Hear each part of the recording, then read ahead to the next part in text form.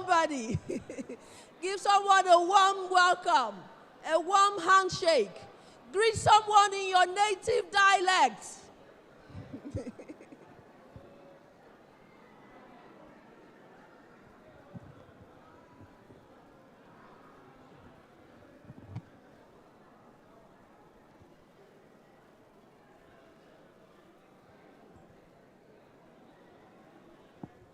Okay, thank you. Thank you very much. Thank you very much. We'll continue the welcome and introductions later on. Please return to your seats. Thank you very much. Please return to your seats. Thank you. Please return to your seats. Ushers, please help me get people back to their seats.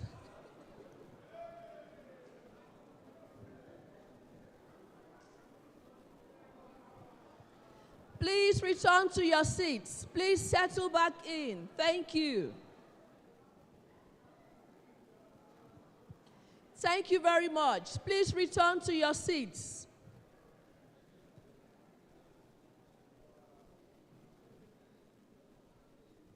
Thank you. My name is Justina Ovat, and it's with great pleasure that I welcome you to Hotel Managers Conference 2025. Please, a round of applause for yourselves. If this is your second time, clap for yourself. If it's your third time, clap even more for yourself. If it's your fourth time, clap for yourself. If it's your fifth time, clap for yourself. If this is your sixth time, clap for yourself. How many have we had? 7? If this is your 7th time, clap for yourself. Just clap for yourself generally. Clap for yourselves. Thank you very much. It is because of you that Hotel Managers Conference is holding its 7th edition 2025. As usual, I'm going to be covering the learning and development section of the conference, and I always have delectable MCs that work with me. This year, we have, do you know her? She's coming up. Just keep clapping before I tell you who she is. Keep clapping, keep clapping, keep clapping. Sorry, she made it. Clap for her, she made it up. Ladies and gentlemen, the delectable and most beautiful Mrs. Funke Olusoga will be working with us today. Please, a round of applause. Welcome, everyone, and I'm really, really excited to be here this morning. Something I love about the Hotel Managers Conference that I like to call HMCA, because it's now Africa, is how everybody just looks so good. So if you look around, just look at your neighbor and say, you look amazing. Everybody takes their time to come. I'm seeing some really nice caps in front. Everybody just wearing their Sunday's best.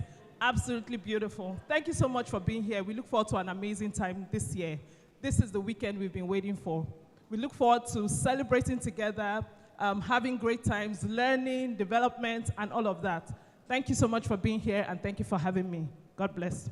Thank you very much. Please, a round of applause for her again. Indeed, it is the weekend we have all been waiting for. We thank our participants, and of course, we thank our headline sponsors and all other sponsors and partners that we have here today.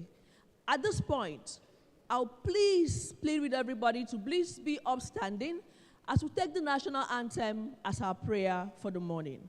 Thank you.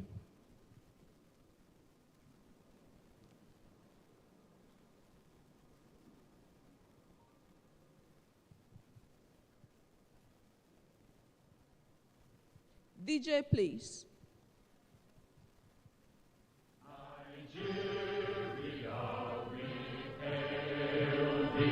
Our own dear native land, though tribe and tongue may differ, in brotherhood we stand.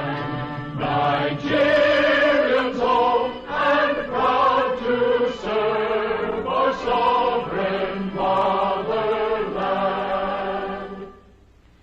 Our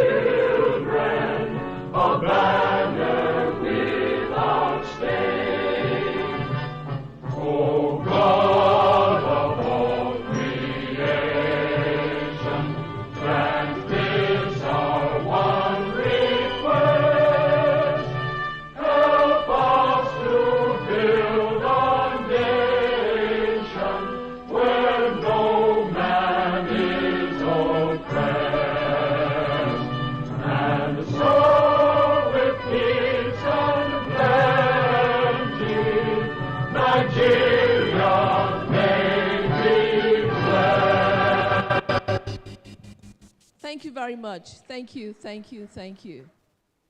Let me please be seated. Thank you. You know, with every vision comes the visionary.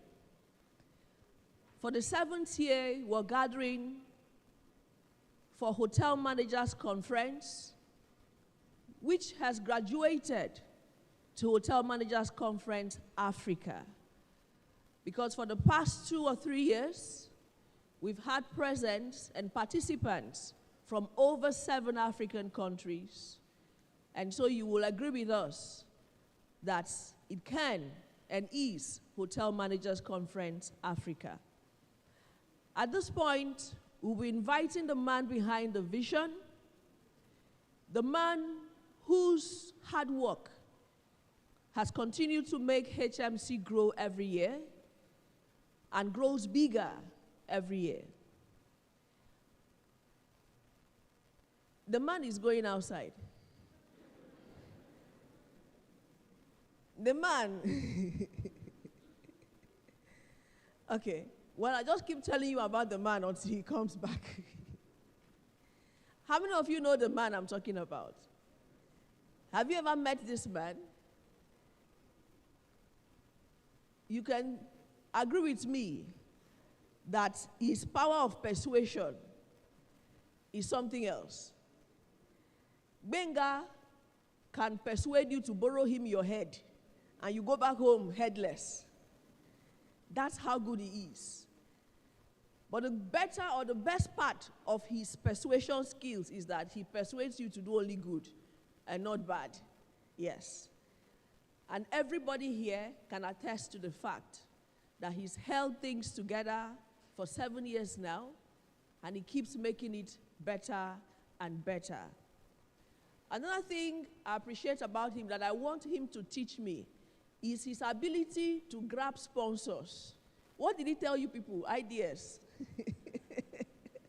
We will now go to OPE and go everywhere and find out from them what he tells them. And then when they get here, we make our best, try our best to give them value for money. So that's Gbenga for you. And he has to do a master class in sponsor acquisition. All in favor, say aye. Thank you very much. Yeah, so the man is back. And please, with a standing ovation, I think he deserves it. With a standing ovation, please, let's welcome the man behind Hotel Managers Conference Africa, Mr. Olugbenga Sunday. Please keep clapping till he gets here. Clap, clap, please. Clap for him. Welcome, sir. You deserve a hug. Thank you. Please sit down. Thank you so much for the honor. We are beyond schedule, so I'm going to take our time. If you are with your brochure, please open to page 2. I will just read my speech, and the slide will do justice to my speech. This is the convener welcome speech. My name is Olugbenga Omotayo Sunday, and I love to say I come from a small village. Well, I will not call it a village because my childhood friends are here, and they're always angry with me when I call my town a village. So because they are here, I will say a town, Idere, in Ibarapa Central Local Government of Oyo State. Good morning, distinguished hotel managers, industry leaders, and hospitality champions. Welcome to Lagos. Welcome to Africa. Welcome to the future of hospitality. In this room is the strong and brilliance of Africa's hospitality industry. Professionals who have turned challenges into success, created unforgettable guest experiences, and driven measurable growth. You are not here by chance. You are here because you recognize that the hospitality landscape is evolving faster than ever. What worked 5 years ago may be obsolete today. But those in this room don't just keep up with change. You lead. Turn to someone, you lead. I can't hear you. Africa is at a pivotal moment. Do you agree with me? We are no longer just competing with each other. We are measured against global brands and international standards. Our guests have seen the best of Dubai, London, and Singapore. They expect the same excellence in Lagos, like Linda Akunda will say, Lagos, Accra, Nairobi, and Johannesburg. That's why the theme of this year's conference, Synergizing for Sustainable Growth through Global Best Practices, is not just timely, it's essential. To synergize means to collaborate rather than compete, sharing innovation and lessons that lift the entire region. Sustainable growth means building hospitality businesses that last, create jobs, and fuel our continent's economy. How many of us believe in African continent economy? Thank you. Put your hands together for yourself. Global best practices remind us to learn widely and adapt wisely. Over the next 2 days, you will hear from peers who have grown RevPAR in tough markets like Nigeria, where your energy cost is now climbing to 40%. Can I get a yes for that? A tough market.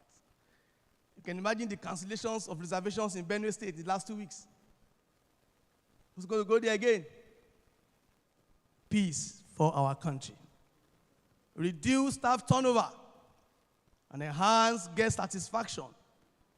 What even more powerful than the sessions are the relationship you will form. I don't know how many people you have met. People are still outside looking for people. The networking is overshadowing the essence of this conference. But I love it. I'll see Kenya connecting with Accra, Accra connecting with our guys from Cameroon. I see guys connecting from different parts of the world.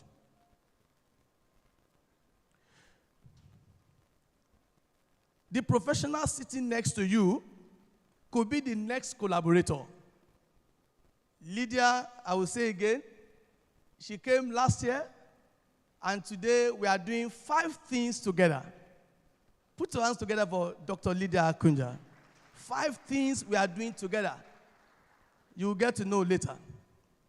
A simple conversation here could unlock a solution. Don't close your mouth. Talk to new people. A simple conversation in this hall can be your breakthrough, can be your win in these 3 days.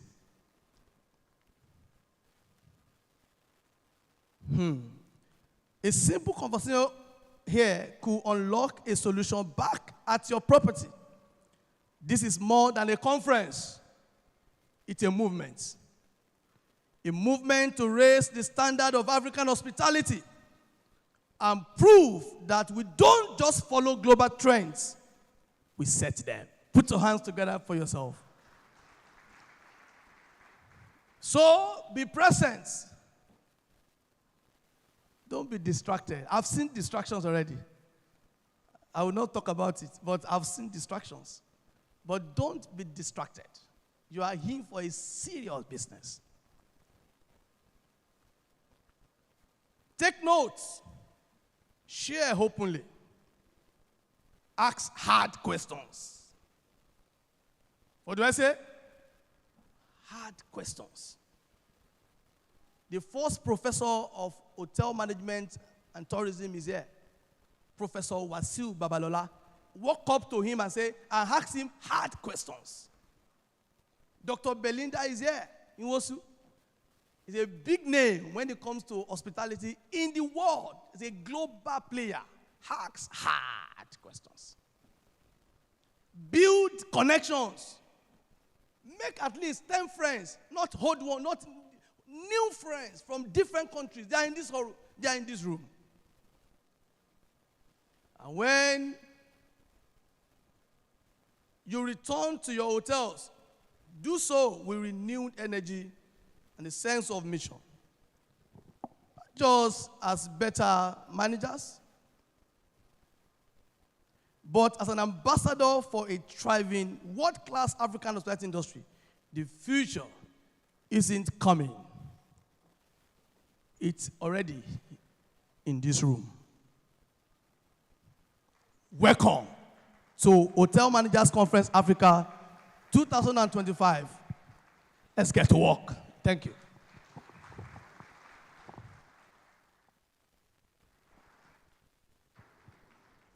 You need a help? No, I'm fine. Thank you. Thank you. Please, another round of applause for our convener.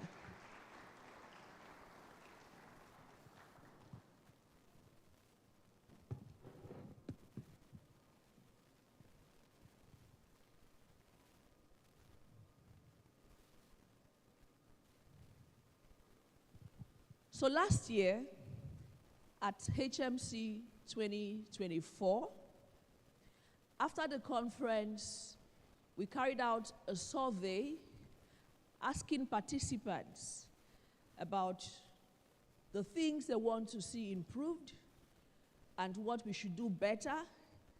And because we hold your feedback really seriously, if you look at the program of events this year, you see a slight change. We start learning, and then we talk business. Last year, it was a combination, right? We learn, we talk business, we learn. But the feedback that came in said it would be best if we separate, business from learning. And that's why we're starting with the learning and development part of the conference. And after tea break, we get into business. So when you finish learning, make sure that your checkbooks, your ATM cards, whatever it is that you brought to do business with our partners and our sponsors are all ready for that. But before we get into the business part or the learning, just some quick tips also about how most or how best you can take advantage of the learning part of the conference. Part of the feedback we got also was people say they got a lot of things. They're not sure how they're going to use them, So here are quick tips for how you can do that. And the true value of attending HMC isn't just what you hear. It is what you do after now, okay? So without actions, insights fade and opportunities are lost. So implementation is where growth happens. So here are things to avoid, common pitfalls to avoid. Avoid getting overwhelmed with too many ideas. You cannot pick everything that will be said here today. Just listen and look at the ones that are most important, okay? Avoid failing to communicate key takeaways to your team when you get back. And also avoid not translating inspiration into clear, structured actions. If there's anything that resonates with you, write it down quickly and also beside it, how you're going to implement it. What best, what's the best way to go about that? So I give you some quick steps. Step 1, reflect and prioritize. Reflect and prioritize. Number 2, plan with purpose. Plan with purpose. Ask yourself, what needs to be done? Who needs to be involved? When will it happen? How will you track progress? Number 3, share the vision by involving your team early. It's best that way. Number 4, start small. You will hear ideas today that you just feel like teleporting yourself back to your hotel and start doing something. No, plan, start small and get there.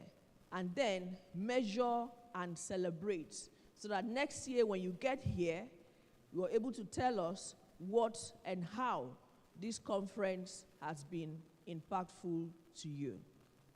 So now, we get straight to the next item on the agenda, which is the keynote address. And the title of the keynote, or the topic, is The Future of Hospitality, Integrating Global Standards to Drive Excellence. So this keynote session is going to explore how the adoption of global hospitality standards can elevate service delivery, streamline operations, and enhance competitiveness, helping industry leaders examine strategies for aligning local practices with international benchmarks to ensure consistent guest experiences, operational efficiency, and sustainable growth across hospitality ecosystem. And our keynote speaker, returning for the second time, is none other than Dr. Belinda Nwosu. Please, a round of applause as she comes up, please.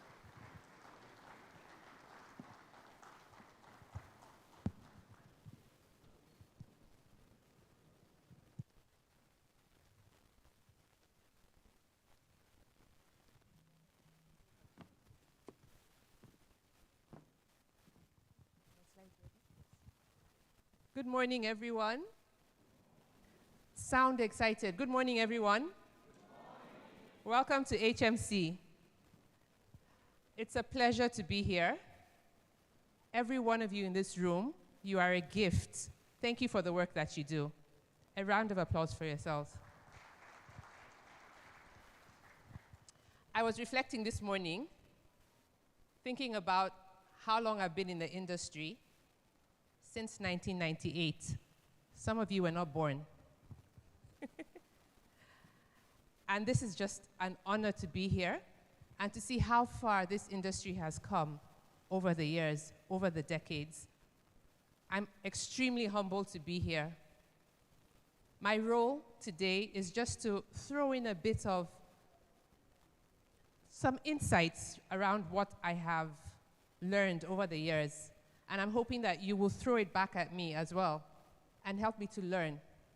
Like I said, today's illiterate is not a person who cannot read or write, but a person who does not learn, unlearn, and relearn. So just as we heard from Justina, hopefully we'll take something out of what we have heard today. So I'm going to talk about the future of hospitality. The future is already here, like Wenga has told us. But what are we going to do on our own part to be part of that future? Global standards to deliver excellence. These global standards, we need to understand what they are and how they impact us as people and managers. So the first question I want to ask, and I want a response, if your hotel fails, who's to be fired first? The GM. Why? Why the GM? Because that's where the buck stops. But what if it's not your fault? These are questions we need to ask ourselves. Next slide, please. How many of you remember this phone on the left? Hands up. How many of you have this phone? Fewer. It's a pity if you don't have it. One of the most versatile, rugged, most robust phones ever. Agreed? You drop it from the top of the stairs, what do? It decouples. Put it back together with what? A rubber band, and it's good to go. right? Robust. But it's phone on the right that most people have, isn't it? Or you aspire to. Like I always say, iPhones are overrated. But anyway. Let's think about that. The world is changing. Where are you in the spectrum? Are you still a Nokia 3310? Or have you moved on? If you are still with Nokia 3310, I don't mean this, I hope there's no Nokia representative here. Good, fine. If you are still in that era, this is your vocabulary. This is how we have always done it. Have you made that statement in the last few weeks? This is how we have always done it. Today's world looks for adaptive leadership, the ability to adapt to change, to foresee change, and to be a part of that change, and not reactive. So that's something that we have to take out. This is how we've always done it. Is there anything that we can do to make it better? That's adaptive leadership. Next slide, please. Does this look like a familiar image? So these are one of the things that I thought we will share today. I hope that this is a safe space and that we're going to speak the truth to ourselves. Is it?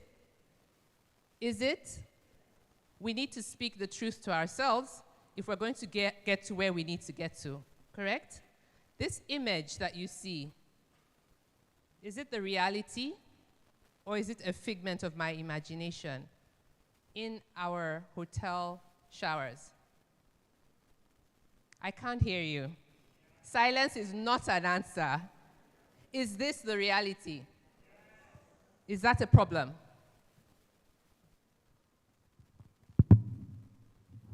Is it a problem?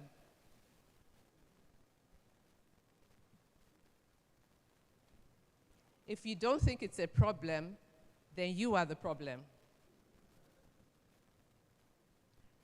We're talking about the future.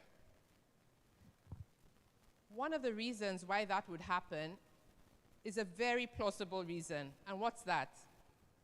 There is no water.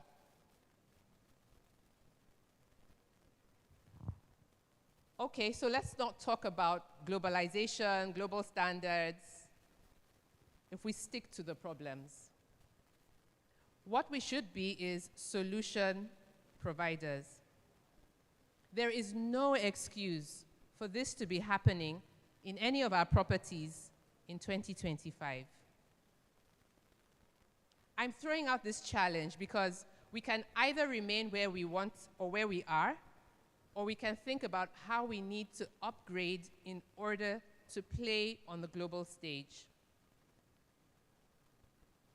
My experience, having worked with a lot of people as a trustee of the Institute of Hospitality from different parts of the world, is there's nothing special about us.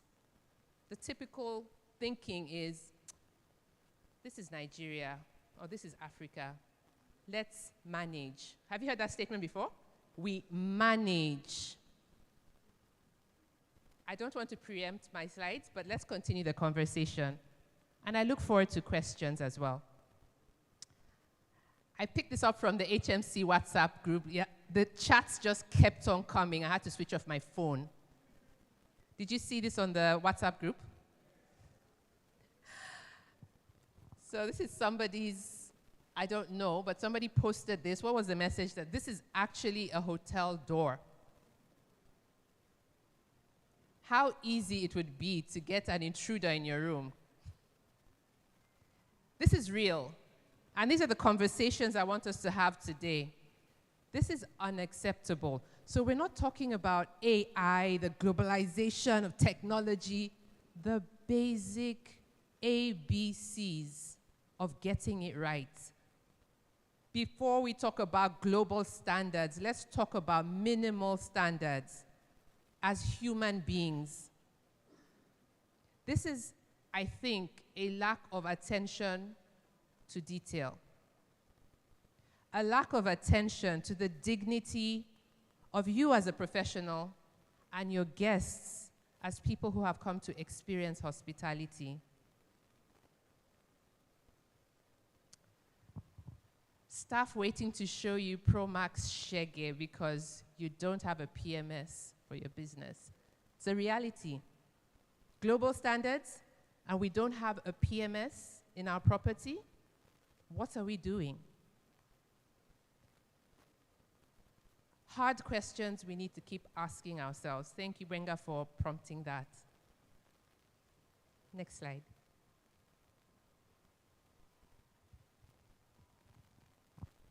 So this is a question I want to ask you. How do you view the world? What lens do you view the world through? If I wear rose-colored lenses, everything in this room will be rose-colored. If I wear yellow lenses, everything in this room will be yellow. What's the lens through which you see yourself as a professional and your contribution to the standards of your property and the standards of our industry? Have a very brief reflection on that.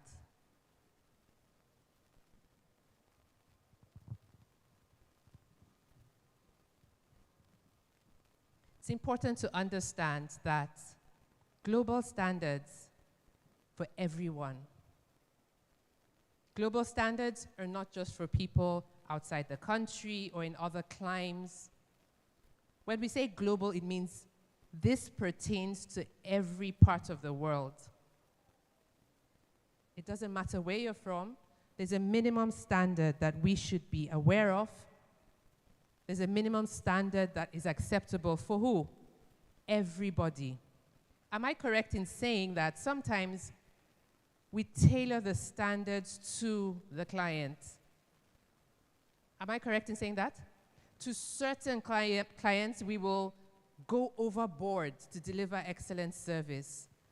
And to others, professionals, it doesn't matter who you are talking to or who is at the receiving end of your experience, you give it your all.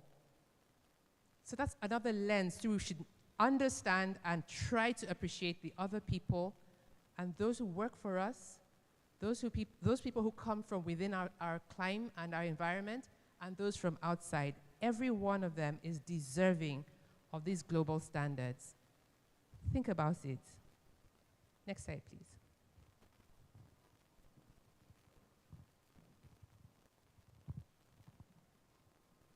Do we have volume? If those of you remember, this was 2012 Olympics, right? One of the best races ever. I still get goosebumps when I watch it. So the first leg was run by, second leg, third leg,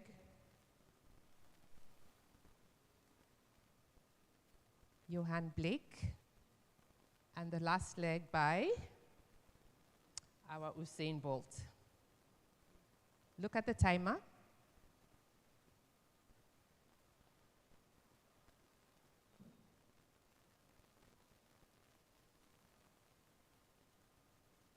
A pity we don't have volume so you could hear the crowd, but anyway. That's the race we're in. Let's break it down. First question I want to ask, is there anybody in this room who could beat that record?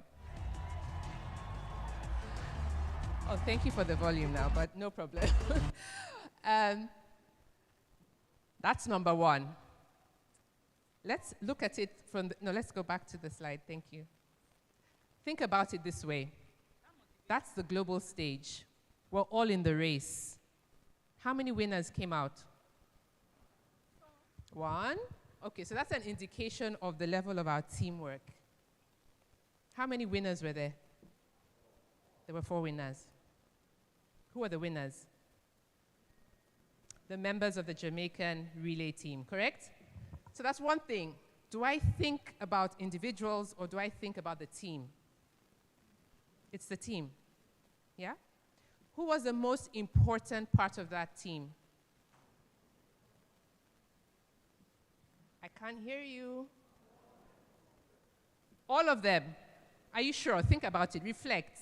Who was the most important member of that relay team? Okay, I'm hearing somebody said the first. That's later. On your mark. Set.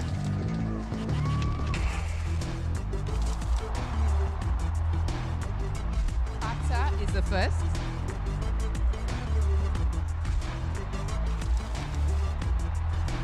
Fraser is the second.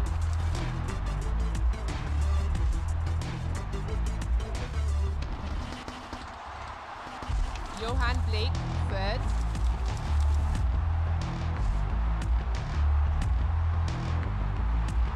And Usain Bolt, fourth.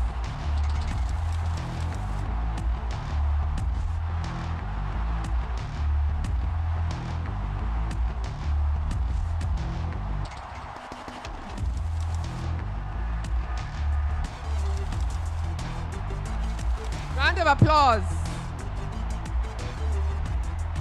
Like I say, goosebumps all the time I watch it. Thank you very much. Who was the most important? I heard first leg. First leg was the most important, okay? Third leg, all of them. Thank you very much, Prof. Now, I did the breakdown. Each one of those athletes went over and above their personal best in this race. None of them were able to meet up, or rather their personal bests were a lot higher, right? Timing than when they ran as a team. They ran faster in this race. Now, how many of you have ever seen Usain Bolt at the start? He's very clumsy. It takes a long time for him to unfold his legs and get started. Do you notice he was not put as a starter? The coach understands that every single member of this team has a role to play. So I did a bit of research. To be the starter, you must be very good at starting. You can be a very fast runner, you can be Usain Bolt, but if you can't start, it's game over. Before you blink, the relay is over. You should also be, when you are a starter, be able to pass on the baton without dropping it. How many of you watched the Olympics last time? The US team, every Olympics, what do we have? The US team will drop the baton because we have individual stars, but we don't have what? A team. Think about that when you think about your properties, what you're operating as a manager. Is it about you or is it about the team? The second leg must be able to receive a baton, but what? Also to be able to give it, and to be able to run the bend. The second 100 meter, the 200 meter is a what? It's a bend. Do you notice that the skill set is different from the person who starts? How do you as managers identify talent in your team and put them where they thrive? The third leg has to be a person who is able to what? Receive the baton, give the baton, and run the straight in a very competitive spirit. Did you realize that Johan Blake, by the third leg, was almost behind? But what did he do? He was able to catch up. And the coach knew that and put him on the third leg. So my question is, why did Usain Bolt, why was he placed in the last leg? Because of what? His speed. By this time, everybody in the stadium is on their feet and they are screaming. And everybody else is trying to catch up with you. You have to have that talent. So I think the learning for me from this race is, as managers, understand the individuals in your team and put them where they will thrive. You need to know your team members. We'll come to the next point in a bit. Thank you. Next slide.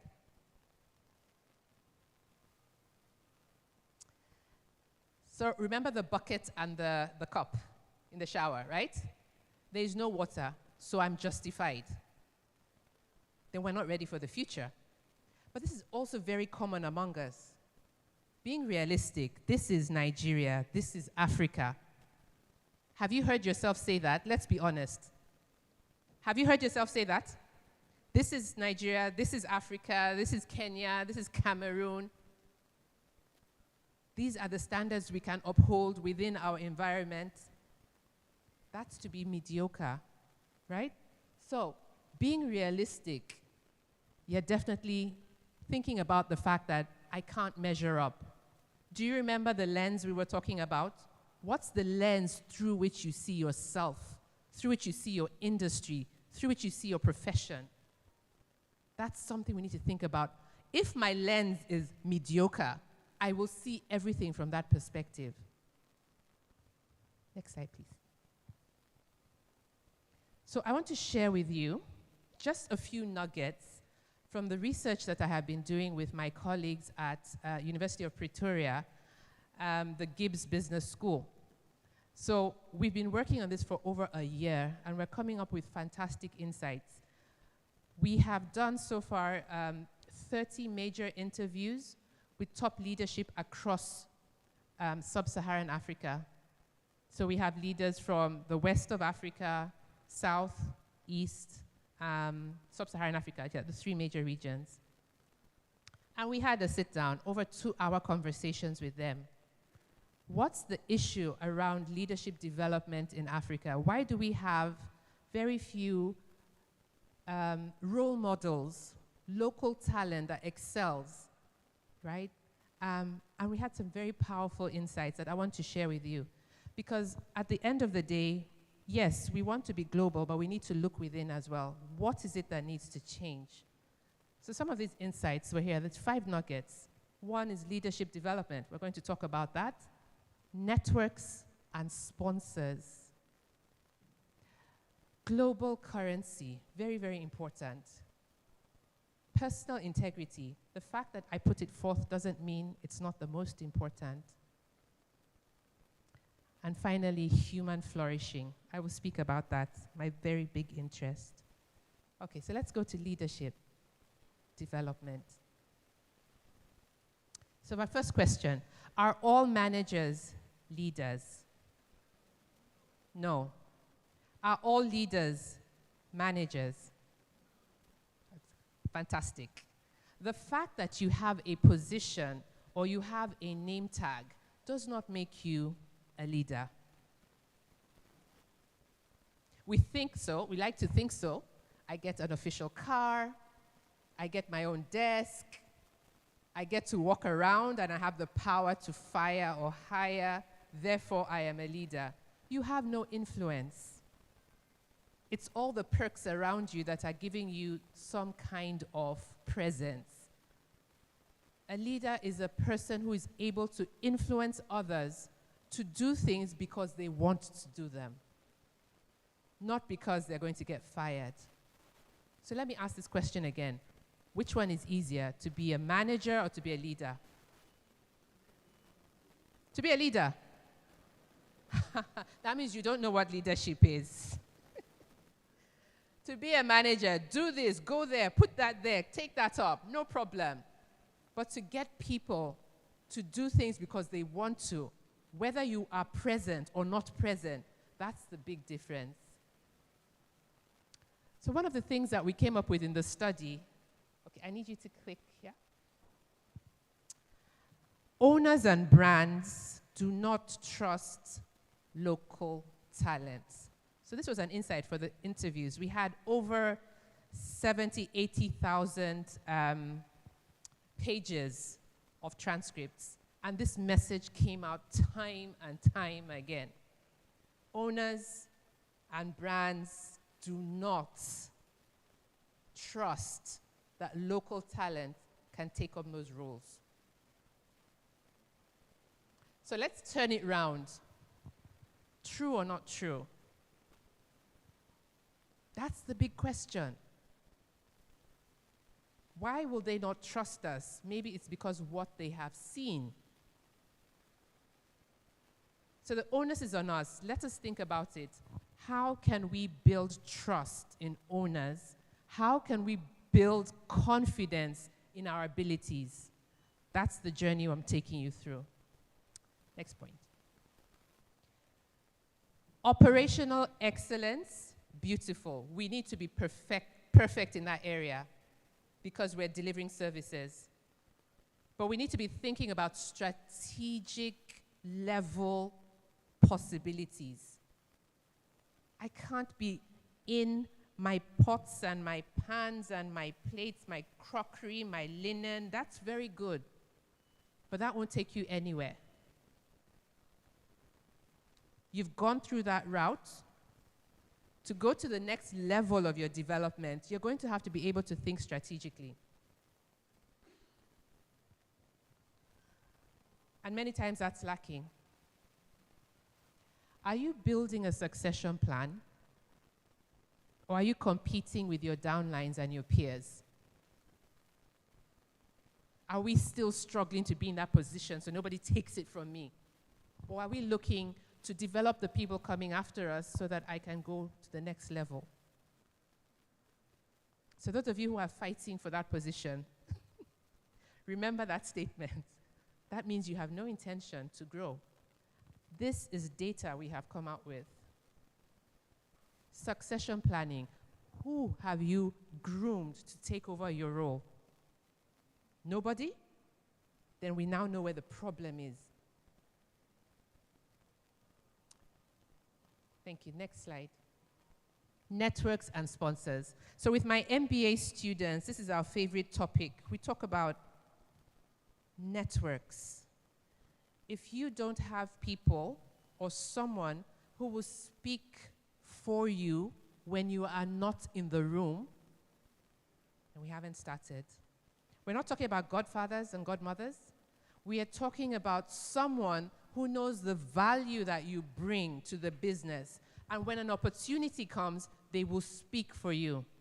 And you are not present there because you are not in that room. That is your sponsor.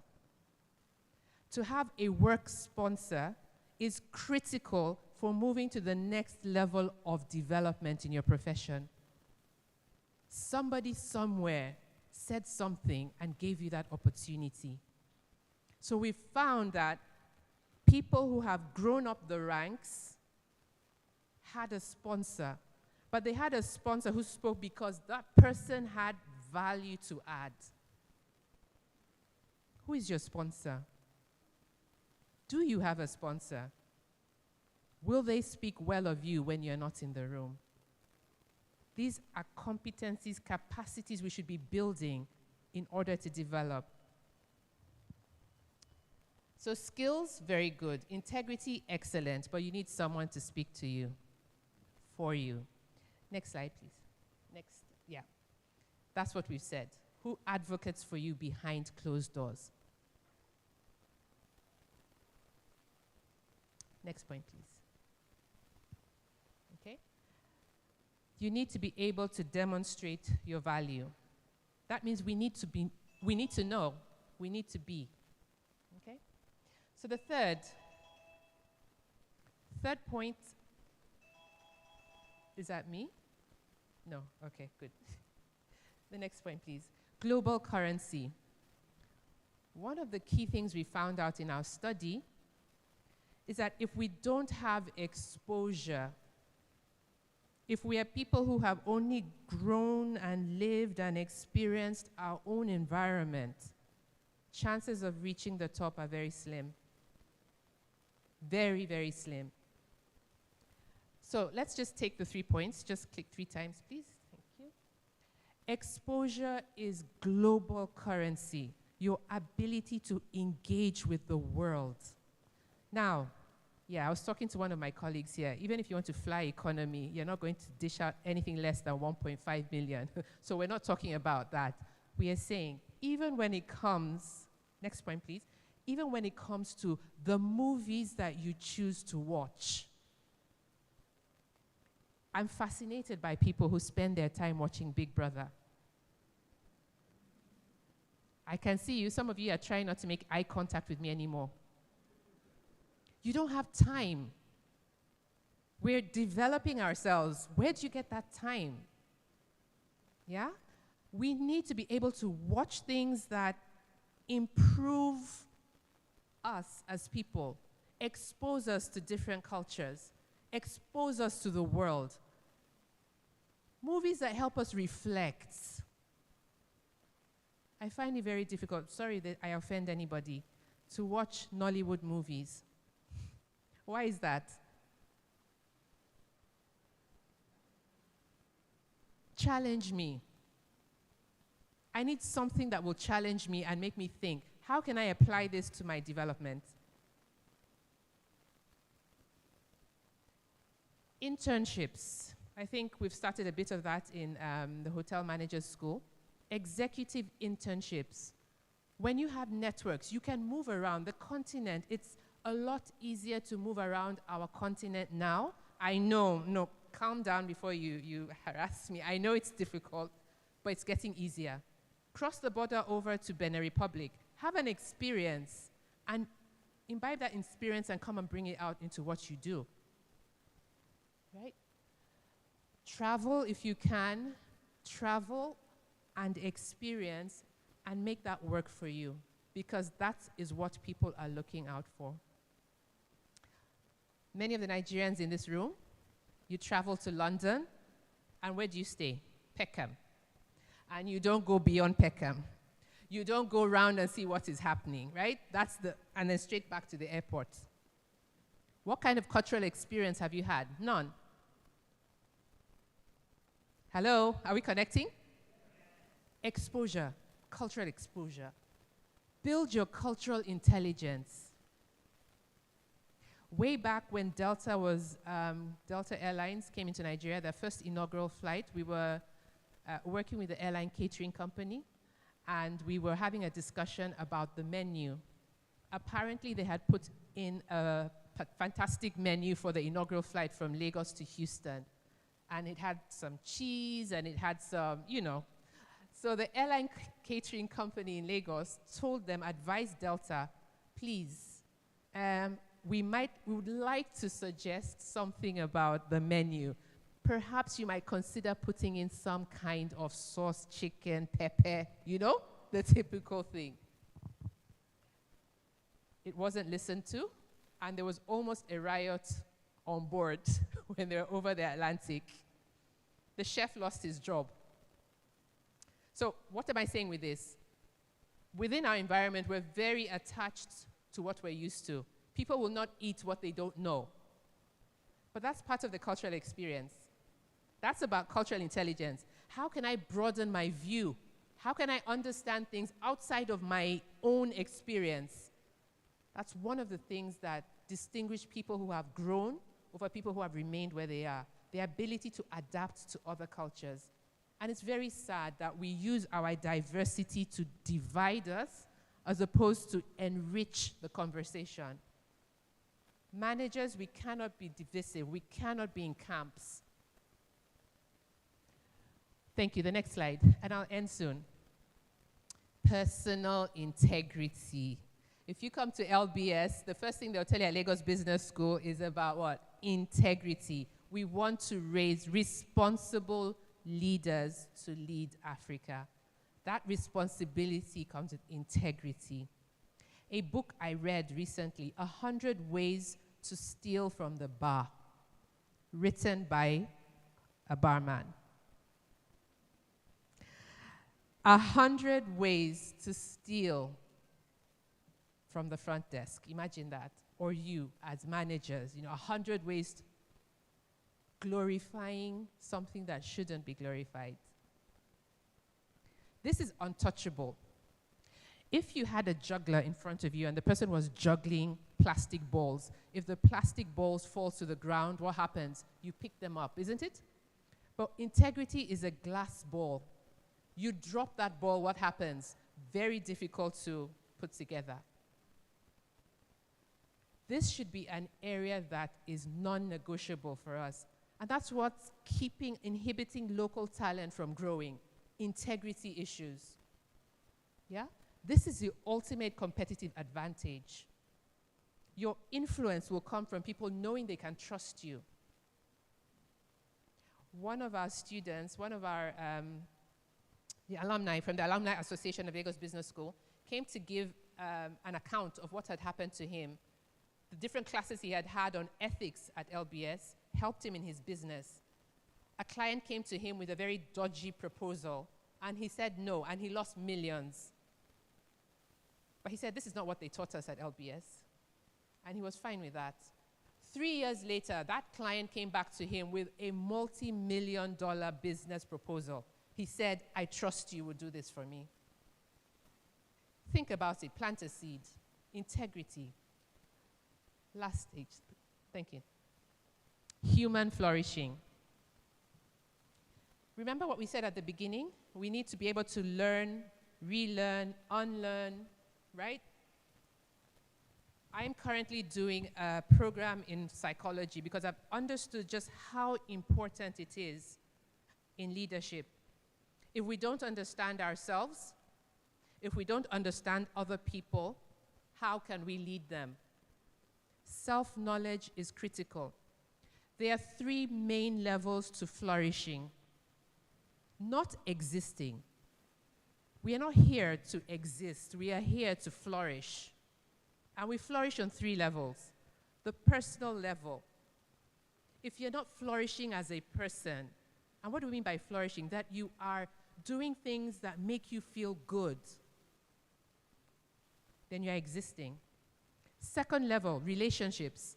If your relationships are not flourishing, whether family, in the workplace, you won't be happy. You won't be at your best. And the third level is your work. If you're not flourishing in your work, something is missing. Human flourishing is on the personal level, on the relationship level, and on the work level. You need to be able to think, are the people in my team flourishing? This is another discussion for another day, how we treat people. How do we treat the people that work with us? Doesn't matter, there are lots of unemployed people out there. If you leave today, I can get someone in.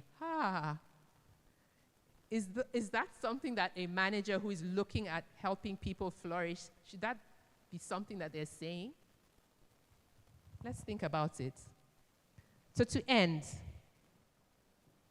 I know I have said some very hard things, but that's why we're here. Let's tell ourselves the truth. Let's tell ourselves what we need to do in order to improve. I would like to recommend to all of you to take this psychology assessment to understand who you are. It helped me immensely. At this stage in my life, I have taken 6 psychometric tests, and with each one, I'm like, oh my God, there's so much more to improve. I bet you that when you reflect, as long as you respond very honestly, okay? Not how you want to be, but how you are. It's not a problem. We have time. We can work on it. I bet you when you finish this, this will give you a guideline that will help to develop all these competencies we've been talking about from the beginning. Your personal integrity, seeking flourishing for other people and for yourself, exposure, cultural intelligence. Global standards begin with us here and now. Thank you very much.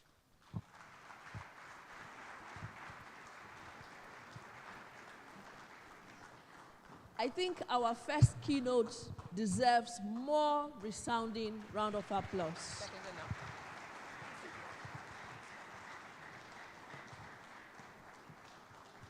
So very quickly, we'll take Dr. Belinda's Q&A. We will take just 3 questions. So if you have a question, please, let me see your hand up. 1, 2, 3. Okay. Can we please pass the microphones to them to take their questions? And before we take our first question, Dr. Belinda, I think you want to say something about the survey form. That's yes. Thank you very much. Yeah. So going around the room now, I think one of the things I had mentioned before this conference is we don't share data, we hoard data. And I'm sure all the tech people will tell you that data analytics is the difference between a company knowing what they're doing and making the right decisions and not doing it, right? So we are going to conduct for the very first time, in conjunction with HMC, a salary survey for hotels in Nigeria, okay? So if you want to hoard the data, hoard it, no problem. For those who don't want to hoard it, we will share the report. It's anonymized. We will share the report, and every year we will be updating the salary survey. So going around now will be the salary survey. If you want a copy of the report, please put your email behind the form, and we will be sending you the aggregated survey report when it's out. Thank you very much for your collaboration. Thank you. Please do well to fill the survey if you want to, but I'm sure it's important that you do so. Okay, question number 1. Yes, sir? Good morning, everybody. And good morning, the keynote speaker. I actually enjoyed your presentation, very insightful. I followed carefully, and here I have about 6, 7 questions, but I'm going to ask only 2. 1, sir. Please, One. Sir. Yes, sir. We can Please, meet 1. on the side afterwards. Okay. Okay. So I'm a little confused as to which one to ask. But let me ask one anyways.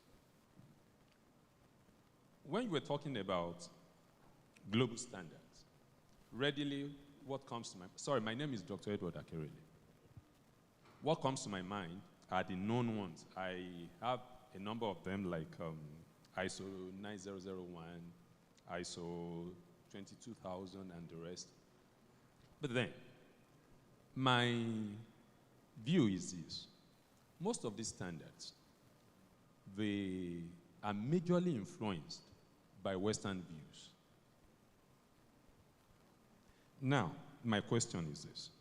To what extent do these global standards account for cultural and regional diversity, especially in our industry, hospitality, when it comes to service delivery and expectation, considering that people differ from one place to the other and the expectations vary across climes? Thank you. Thank you very much for that question. Amazing that you should ask that specific question.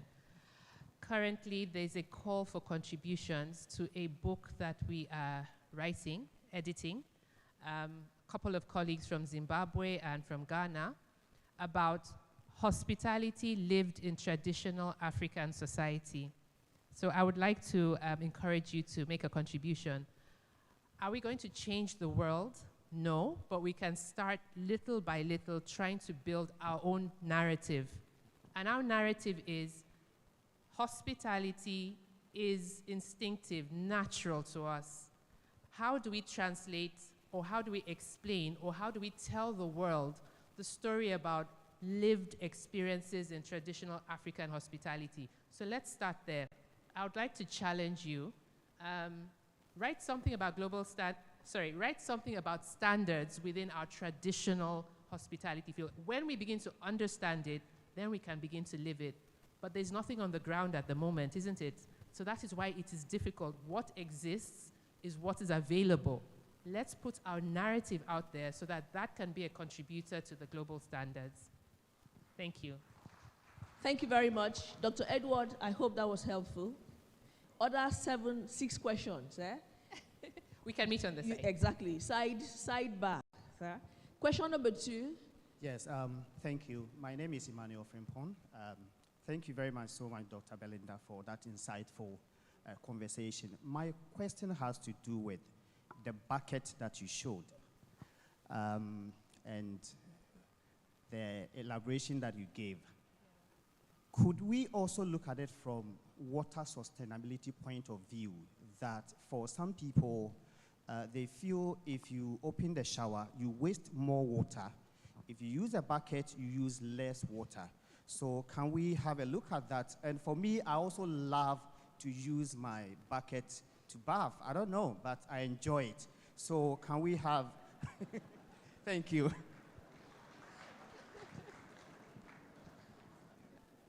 Okay, you got me there.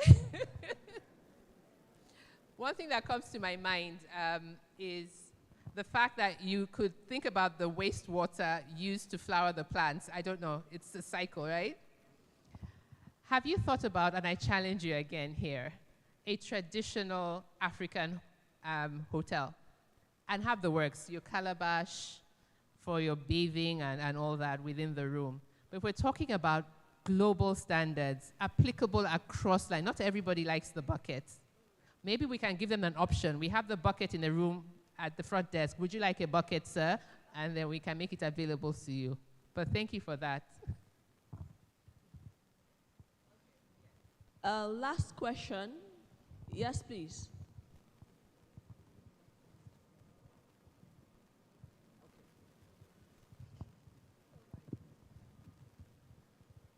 Please, a microphone to the lady all the way back there, please.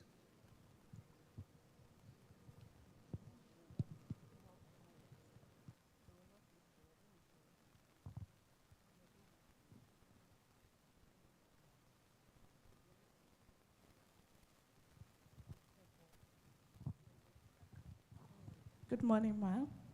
Morning. My name is Lisa. Okay, so my question is in one, but it may require like 3 sets. And my question is, looking at the video you showed us, the relay race. Now, everyone is being fixed according to the coach that, oh, at this speed, this person works better, which is to achieve a goal for the country. At an individual space, everybody has a personal goal. Now, you've decided as a manager that we are here, I believe that is happening around us. You notice the staff is good in this area and you keep the staff there. And at a point, the staff tells you, oh, please, can you move me? You say, no, you are good, you are okay there. You are fulfilling the company goals, aims, and objectives. Now, this staff leaves, you start all over. How do you handle fixing people in where you think they belong in an organization? I don't know if you get me, ma'am. Yes, absolutely. Thank you for that. I was just listening out to the terminology. How do I fix them where they do best? So the question I'm throwing back at you is, have you tried to co-create with that person? You'll be surprised and amazed at the ideas that that person has for improving the overall place. What you see might not be their lived experience, right? Then speak with them, co-create, where do you fit best and where will you excel? That's like a chess player, right? Moving the pieces where at the end of the day, that's what you want to do to win the game. You can't force people to do what they don't want to do. Thank you for bringing that up. Motivation. You cannot motivate a person. You can only create the environment for a person to choose to be motivated. And that's where you want your people. Co-create with the person to find where they will excel. Yeah? Thank you very much. Thank you so much. Thank you. Please, another round of applause for Dr. Belinda. And remember, as she said, you can only create the environment for someone to choose to be motivated. That's the one I'm taking today. Thank you so much. Thank you very much. Please, someone to help her down, please. Thank you. I forgot a very important introduction. Please, everyone, I want you with a resounding round of applause to welcome Mrs. Temitope Sunday, the wife of our convener. Welcome, madam. Welcome. And I can see her sitting very close to her is our latest author. Yes, Miss Sunday. Please stand up for recognition. She just wrote a book, and I saw that online, and congratulations. Where is our small convener? I saw him, the small convener. Maybe he's gone out. When he comes back later, please extend our regards to him. And welcome to HMC 2025. Our next speaker will be speaking on sustainability in hospitality, lessons from global leaders. And from this presentation, we hope to hear ideas about sustainability and how it is no longer optional. It's a strategic imperative. In this session, Dr. Pinda will share his journey, challenges, and successes in embedding sustainability into operations, from energy efficiency to waste reduction and community impact, and also how to discover practical models and innovations that are shaping a greener future for the hospitality industry. Ladies and gentlemen, a resounding round of applause for Dr. Michael Pinda.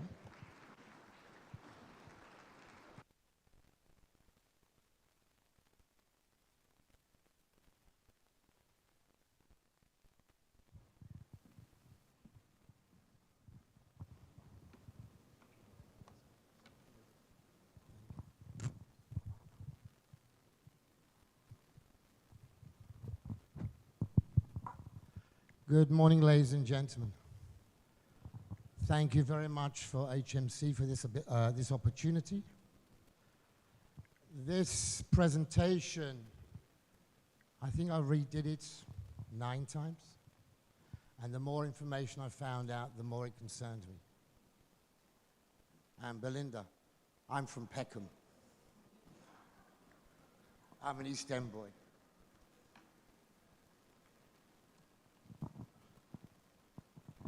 As you will see on the bottom, there is an international understanding. If the world increases 3 degrees worldwide, that will add 10 feet of water to every single part of the world. What I've done is I've gone through it, and I really did get upset. I've gone through slides and pictures, and I've taken a video and chopped it to pieces so it's quicker. All what we in this room can help change the future. Because if we don't, there is no future. You can't run a hotel underwater. You can't run a hotel from the desert when there's no food. All our children, mine and everybody else's here, are our future. They are the future of hospitality. They are the business model of tomorrow. So please, as much as it can be painful, and it is every time I see it, please try and understand where I'm coming from. Next slide, please. Please press play.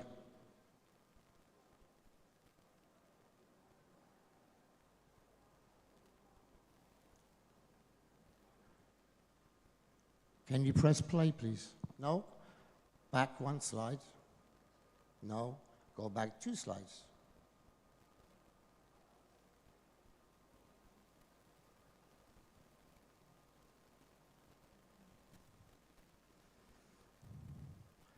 There.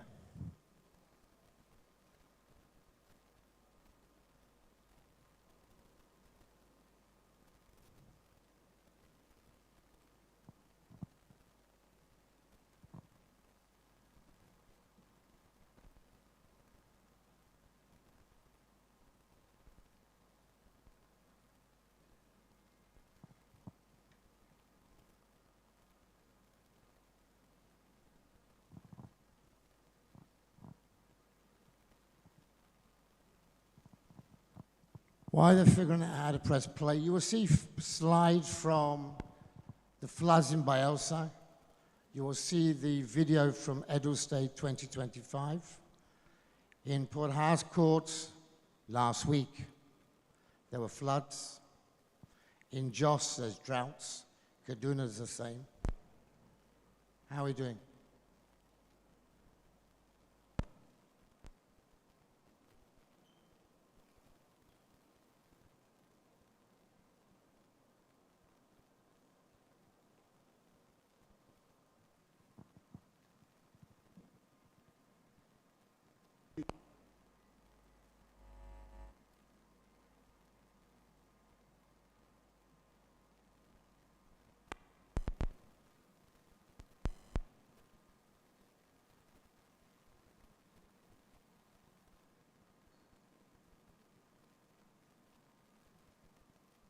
comfortable.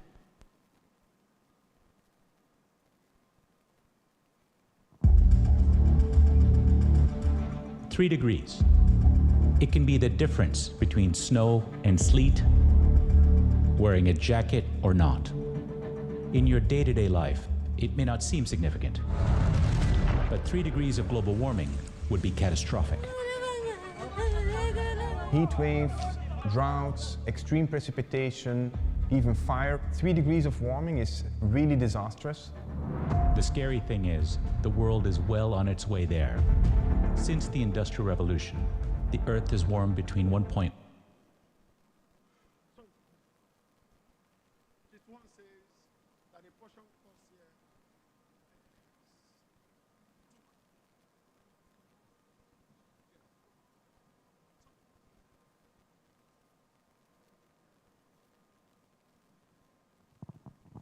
Sorry about that, ladies and gentlemen. Just move on to the next slide, please. It does save me 3 minutes.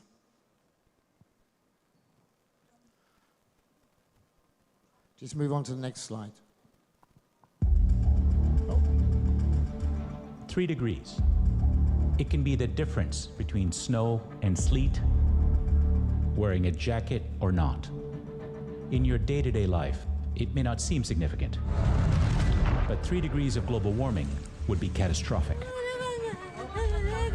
Heat waves, droughts, extreme precipitation, even fire. 3 degrees of warming is really disastrous. The scary thing is, the world is well on its way there. Since the Industrial Revolution, the Earth has warmed between 1.1 and 1.3 degrees Celsius. This is a problem that babies you pass in the street will have to live with.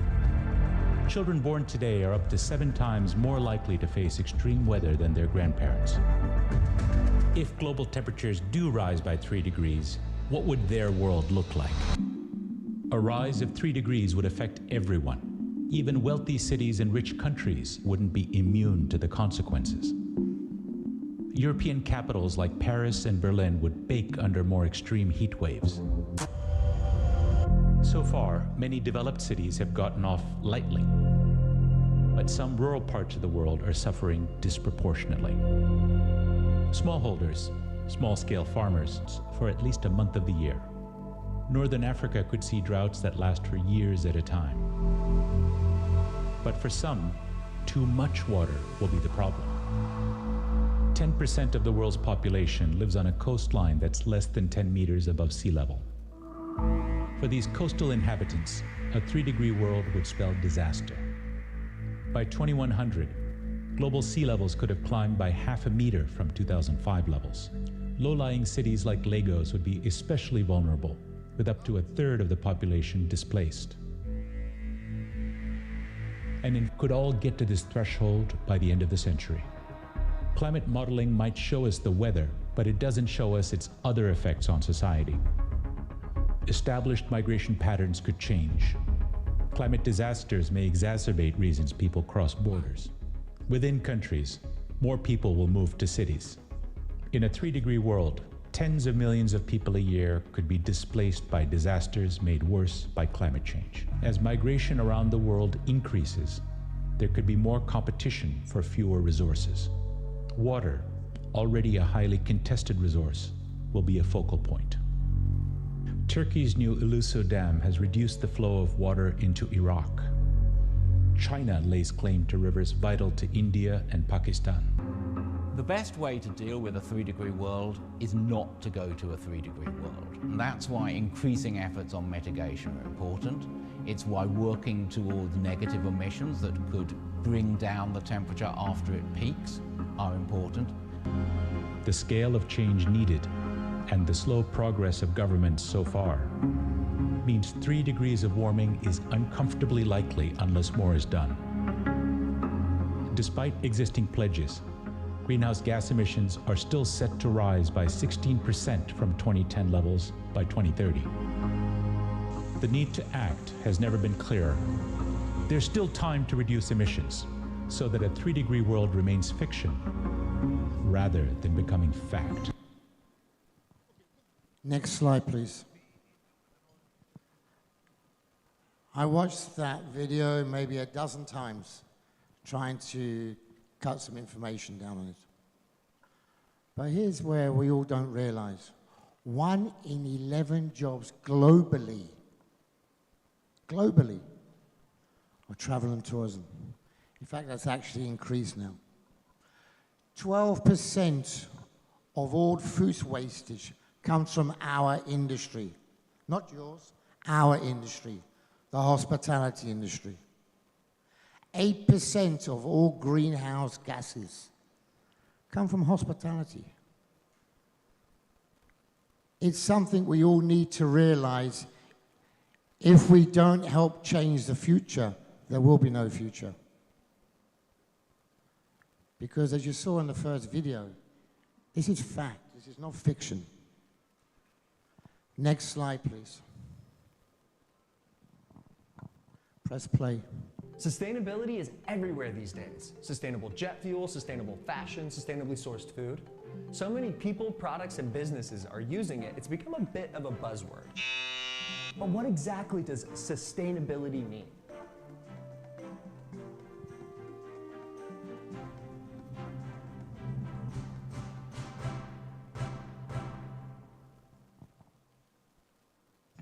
When applying the word to business and society, the most common definition used comes from the 1987 United Nations Brundtland Report.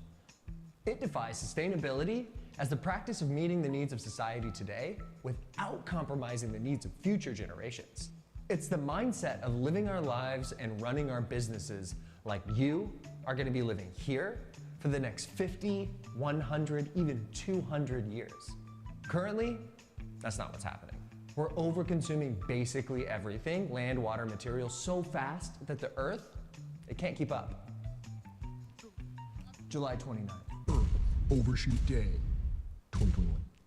That's the day in 2021 that we used more materials than the Earth is able to make back in an entire year.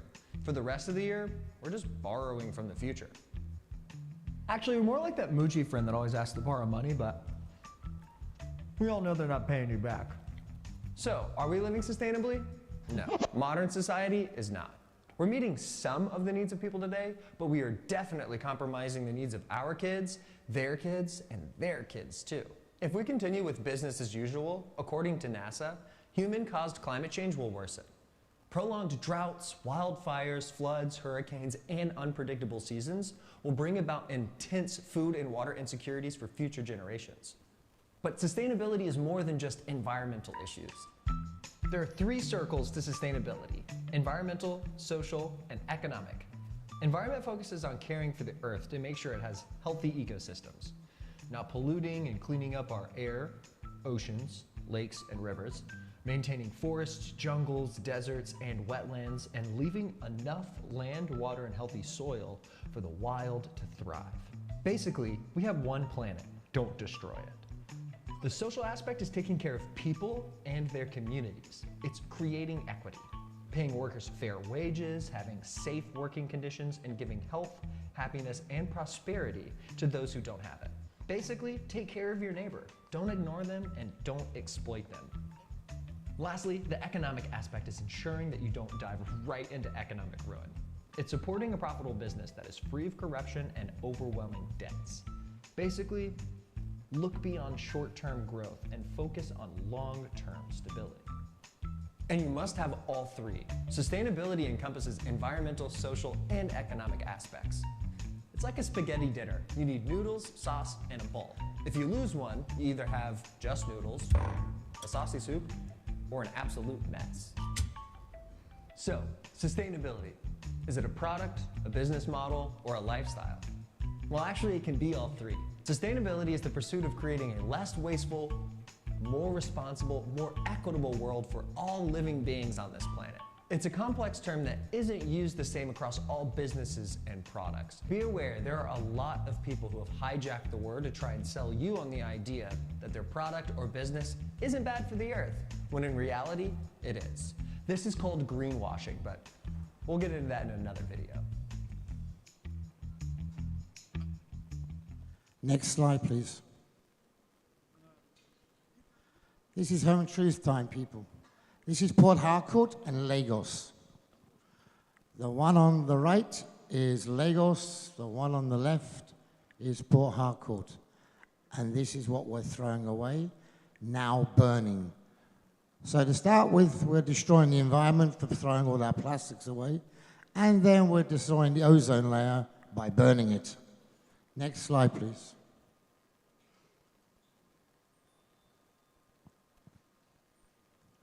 Abba. This is Abbey Estate. This is as you drive into Abba, it sits there waiting for you. Next slide, please. What we must remember, yes, is we are in Nigeria, we're in Africa. It doesn't mean we can't make a change. We are intellectual people. I'm a visitor. This is your country. And everything you do, and you can do it, can be done by your own people. Climate change has caused numbers of earths affected in Nigeria, including increased flooding, which you'll see the next slide is Edo State. I rode down Lekki when it flooded. In the 14 years I've been here, you can see it only getting worse, not better.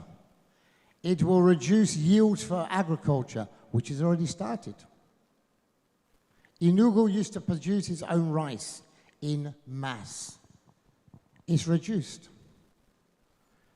You used to export palm oil, you used to export bananas, and a lot of other different bits and pieces. Now you import more than you export. A basic stable food like a banana, you're importing more and you used to export it all. Droughts. In the north it's become obvious. There are massive droughts in the north. Africa alone is suffering. Sudan, Ethiopia, it's now years before they have rain. Look at where I come from in the UK. The temperature on Monday will be 35 degrees. I'm English, for God's sake. We have water, it rains. It doesn't go to 35 degrees. The highest in recorded history. And it's like that year in, year out. There are wildfires in Greece. They don't have wildfires in Greece. There are wildfires in the UK, France, Italy. We don't have that, but we do now. This is called climate change. It's one of the only things the scientists have got right as far as I'm concerned. Flooding, we've already seen flooding in Lagos. We've already seen it in Edo, Benin, Port Harcourt. All the waterlying areas are already experiencing it. And it's not going to stop unless everybody in this room does one little thing. And it's so simple. And believe it or not, it saves you money. Next slide, please. This is a picture from Bielsa. As it states here, flood waters don't rise. They swallow homes, hopes, and harvests. Farmers salvaged what they could. Families stood strong. This is what climate change looks like, not statistics, but soaked fields and abandoned homes. Next slide, please. Environmental, sea levels will rise. Desertification is exceptionally bad. It's where you remove the top course of soil and you're left with nothing behind it. Waterborne diseases. It's on the increase everywhere in Nigeria. Malaria, typhoid, it's all on the increase. Heat waves. Yes, heat waves not... Port Harcourt's the hottest I've ever had it. It is really hot in Port Harcourt at the moment. When it rains so much, it floods. Yes, Port Harcourt has a very diverse climate, but not like this. And it's getting worse. And everybody in this room is to blame, including myself. We have to stop what we are doing. We are hoteliers. We provide service. We provide hospitality. Let's lead and show people how we do it. Hunger and malnutrition. It's already in the north. It's already in East Africa, some parts of West Africa. We can't produce what we don't have.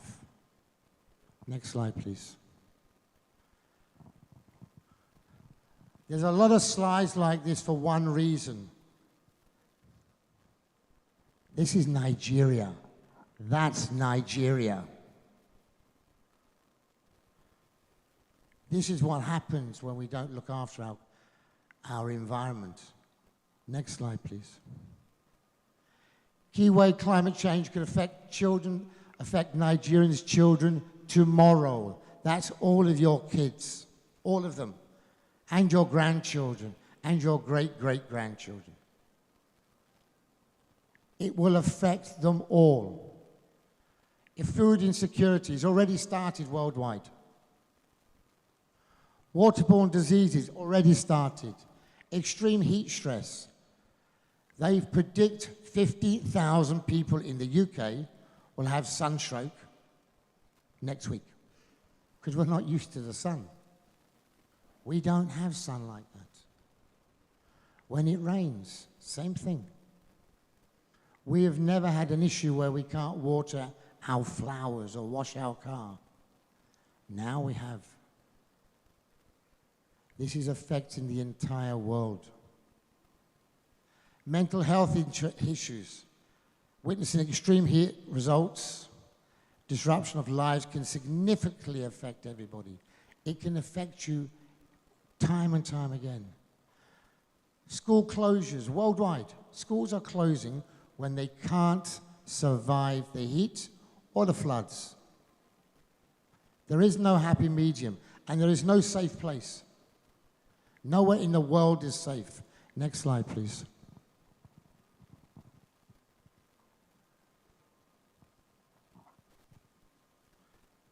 This is fact. Look at behind the lady in the canoe. It's flooded, it's gone. It's not there.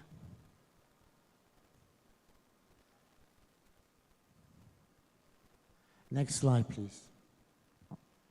Why are Nigerian children particularly vulnerable? Poverty and lack of access to healthcare. This is fact. Many Nigerian children already live in poverty, making them less equipped to cope with additional challenges posed by climate change. Dependence on agriculture, which we are becoming more dependent on a daily basis. A large proportion of Nigerian population relies on agriculture, making them highly susceptible to climate-related disruption in food climate. Limited awareness. There are many lack the awareness and preparation for climate change. Impact at community level, leaving children particularly vulnerable.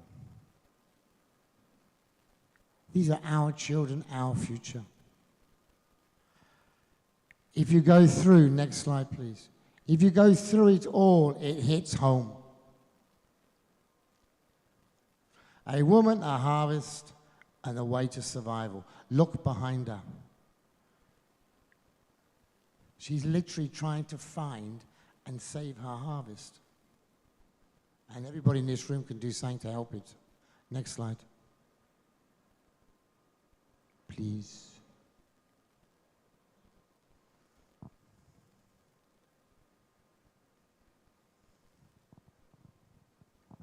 Next slide, please. 4 pillars of sustainability.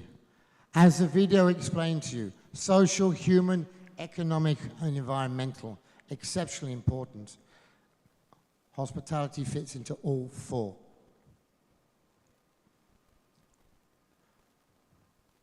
Next slide. As it says here, submerged, not forgotten. Look at the river. The river reclaimed everything.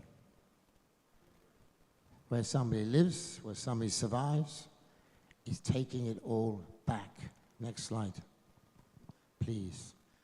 Human sustainability. enhances human capital by investing in health, education, access to services, skills development, while balancing growth and well-being. Social sustainability aims to preserve social capital by investing in essential services that support communities. When we build a hotel, we do it all. All of it, that's what we do. We help the human, the social, the economic.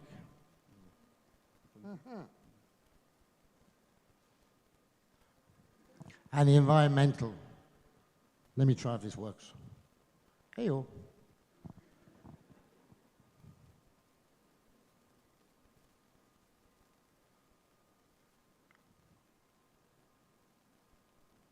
Okay.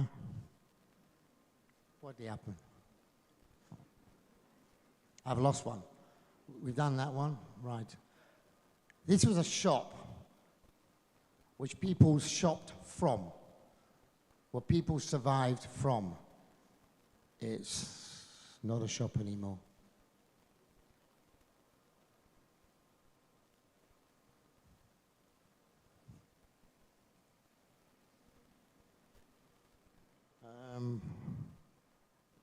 I never touched it.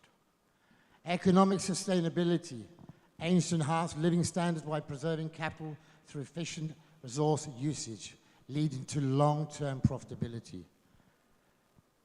This report I read from top to bottom, and it confused the hell out of me. But it's telling us the same story which people have been saying for 40 years. King Charles has been on this thing since the 1960s. And nobody's listening until now.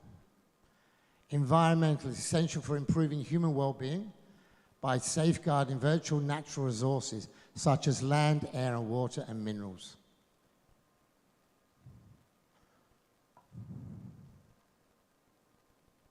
Oh. Hang on.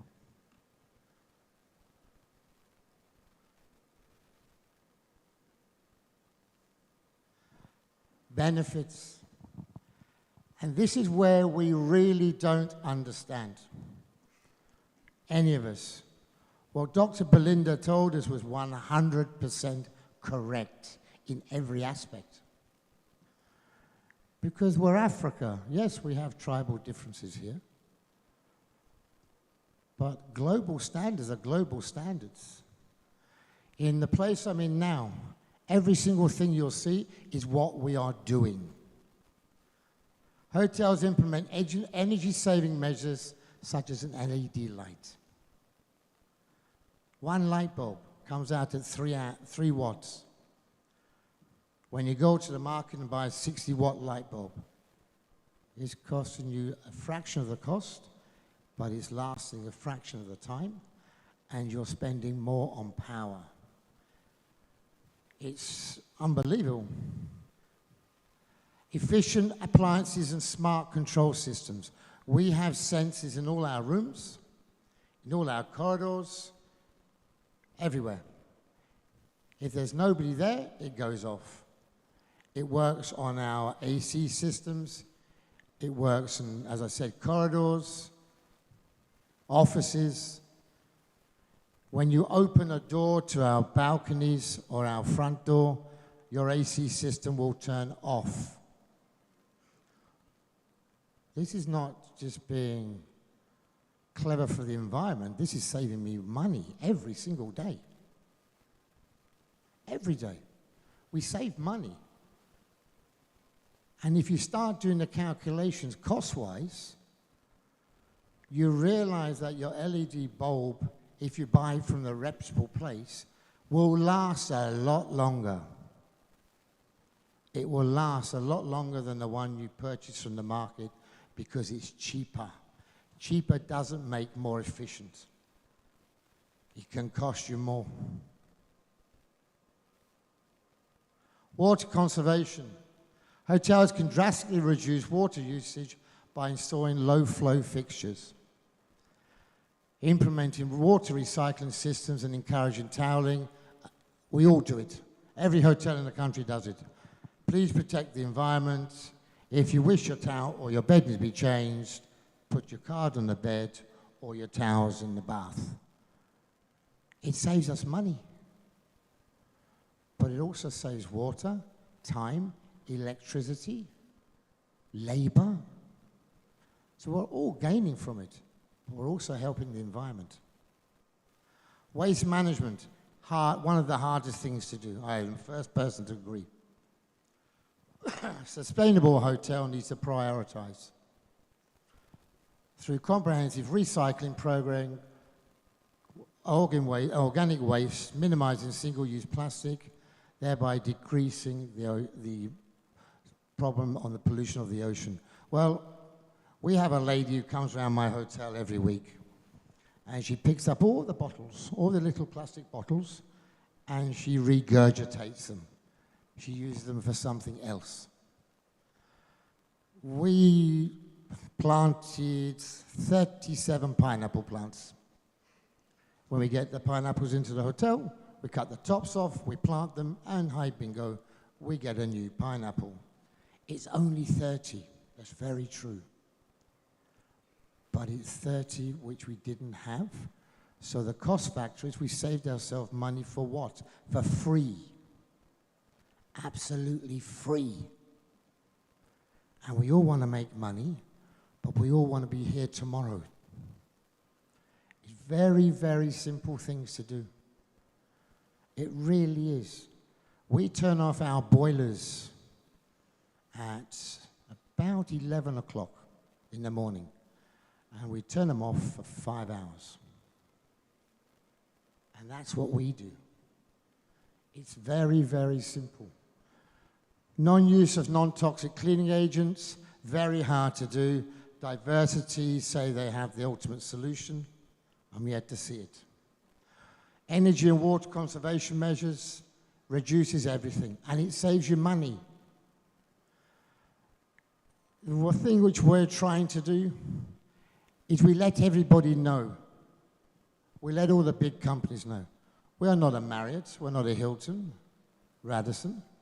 They're doing that already. They've been doing it for years. But they just don't tell everybody. But if you read in their websites, you'll get them 2 lines. Protecting the environment. We do a lot with our community.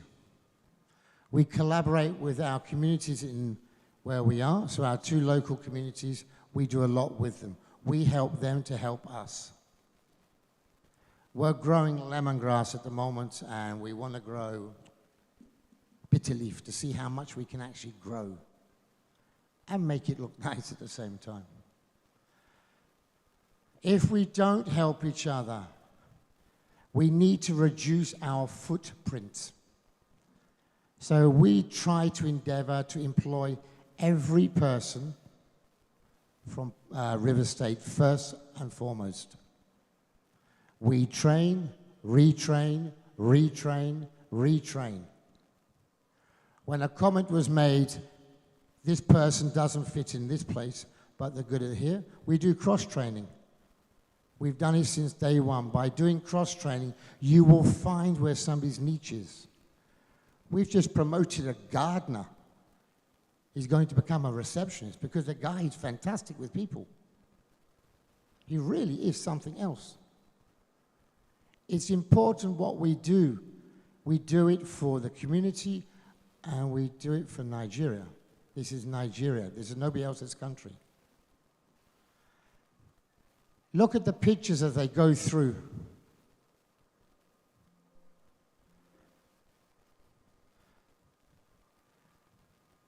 Rethink your practices by using recycled material. Refuse all single straws. We use paper straws. We are using wooden knife, fork, spoons. And we've done the costings. It's cheap. Well, it's not cheaper. I think it saves us 20 naira per set to use wood, which is biodegradable. We're using biodegradable takeaway packs, not plastic. Slightly more expensive, but a downside better for the environment. I'll go put the one back on the last one back. Thank you. Design an eco-friendly, reusable plan. Sit down with other hotels. Talk to them. Okay, what have you got? What you can use? What have you got? What I can use? What? Talk to each other. I want to start a compost heap, but I'm having problems with it because I will use the compost as fertilizer for all my plants because we have a massive area. There's nothing which is not possible. We tried the implementation of recycling stations on every floor. Didn't work. Didn't work for us. Doesn't mean it won't work for you. But we do recycle as much as we can, and all our wastage is split up, so we have bottles, plastics, etc., etc. We reuse the oil, even these yellow palm oil things. We give them out to staff to utilize in their own. If not, we sell them back to the company. So they will reuse them, and we will make revenue. Reduce food wastage for over a 3-year period. Everybody can afford to do that. There is not one person in this room who doesn't serve a buffet and you sit there going, wow, what a waste. Look at your menus. Look at what you can sell and how you can sell it. Don't sit there thinking, no, now, my cycle buffet says I have to have this on a Monday. Look at what you have and how you're doing it. Look at your portion control. Human beings are greedy people. They will sit there, they will fill a plate with so much food, then they won't eat it. Reduce the size of your plates. You can't stop people from eating, and I would never want to do it. But you can stop people from being greedy. Stop wastage.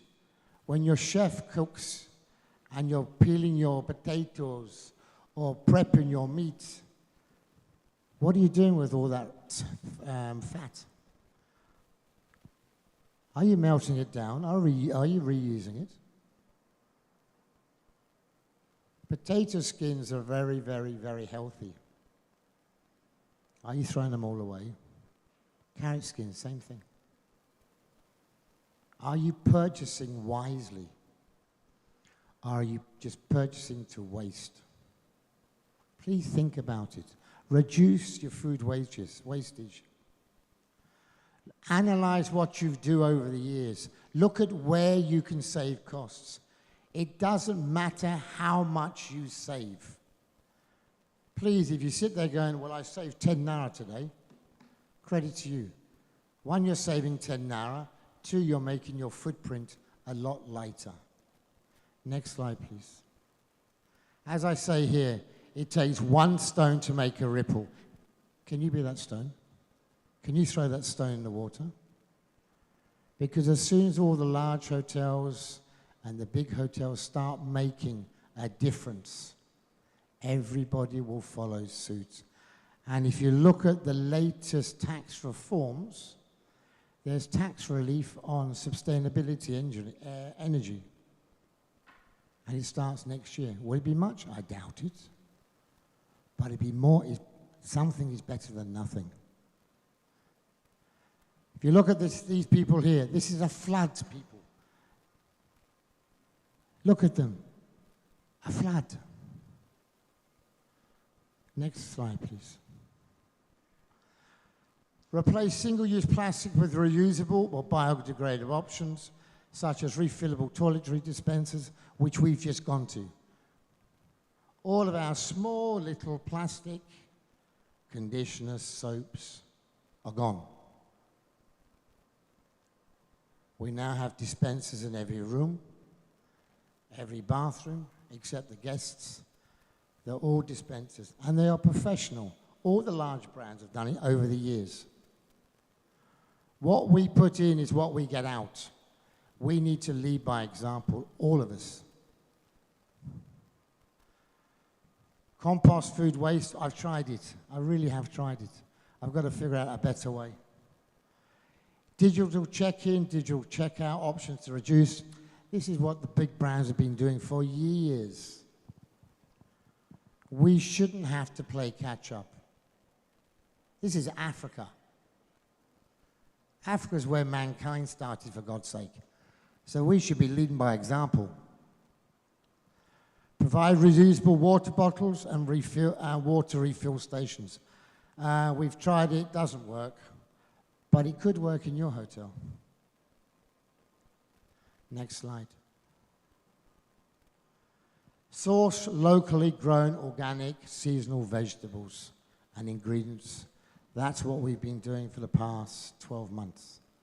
We don't get a lot, but we get what the local has. When all these people are saying, okay, I'm going to import this from Lagos, Benin, Abuja, we try our hardest to source it locally. It reduces our carbon footprint. We track our inventory properly. What we don't do is we don't.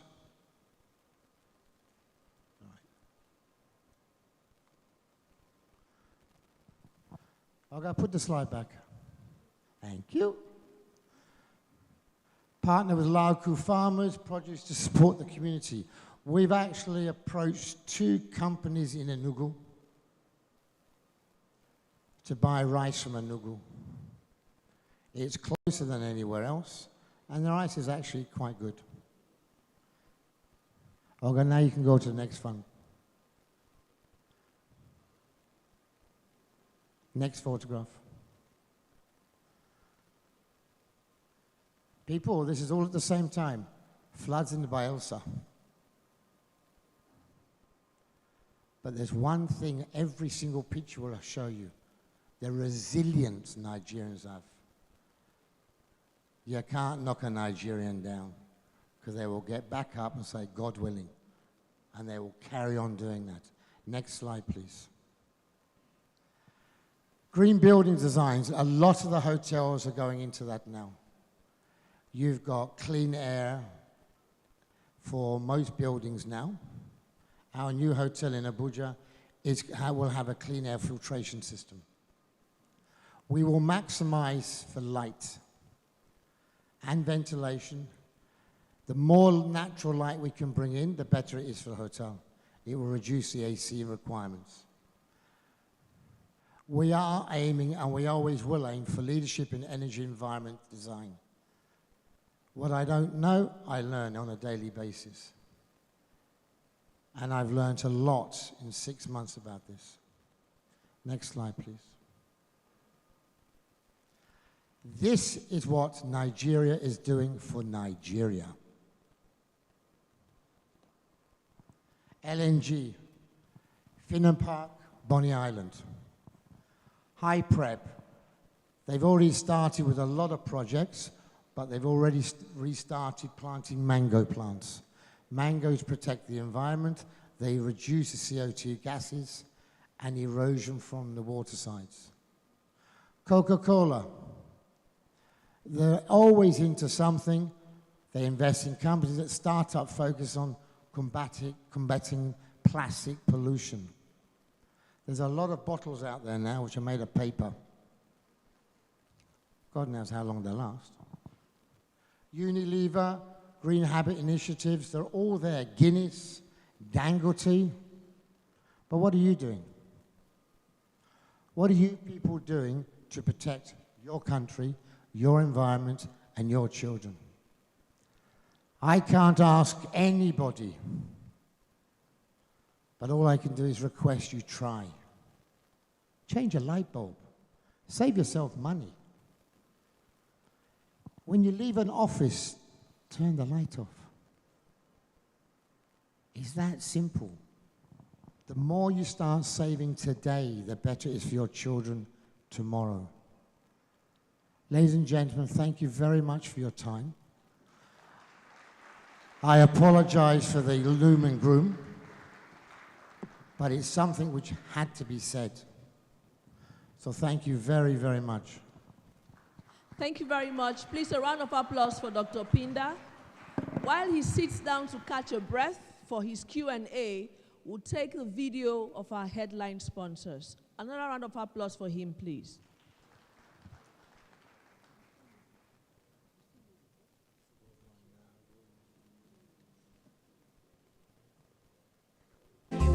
As well. The cost of your own laughter too has gone up. Serikin Daria, what does it cost for you to make Nigerians laugh now? Laugh don't cost anything, but when you want to get premium laughter, you come premium. That is it. So every business, I don't know, studio, I'm struggling to hear the Lagos studio. Hello, we can hear you loud and clear. Go ahead. You said we must pay for premium laughter. Yes. So I am, when somebody is christened a king, the name Serikin Daria, like I told you last time in the studio, it means king. Then Daria laughter, so I'm a king of laughter. So people bring, what do I call it now? People pay homages to the king. So how do you pay homage to a king of laughter? You submit your depressed self and worried ribs to the king to amend and make you laugh, and that is what I do basically. Joking is my business, and I don't joke with the business. So when there is need for you to pay for me to make you happy, I am a doctor of laughter. As a matter of fact, several times doctors have prescribed me for patients 2 in the morning, 2 in the afternoon, and 2 in the night, just so that they are fine. So you pay for medication. So laughter is medicine. But Serikin Daria, when you point one hand at government, 4 is pointing back at you. So if you are, asking for a lowering in prices of commodities, you should also, give us affordable laughter as well. Don't you think so? Okay, nice. This is how it works. What goes around comes around. So if everything, yes, if the events, the bookings, and all of that are the things that have, made.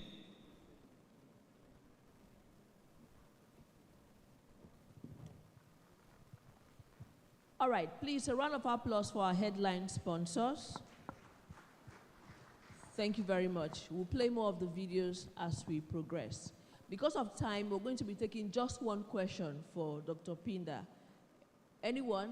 Just one, only one question we can take for now. Yes, there's someone over there, so he's going to be the only one we're taking. Thank you.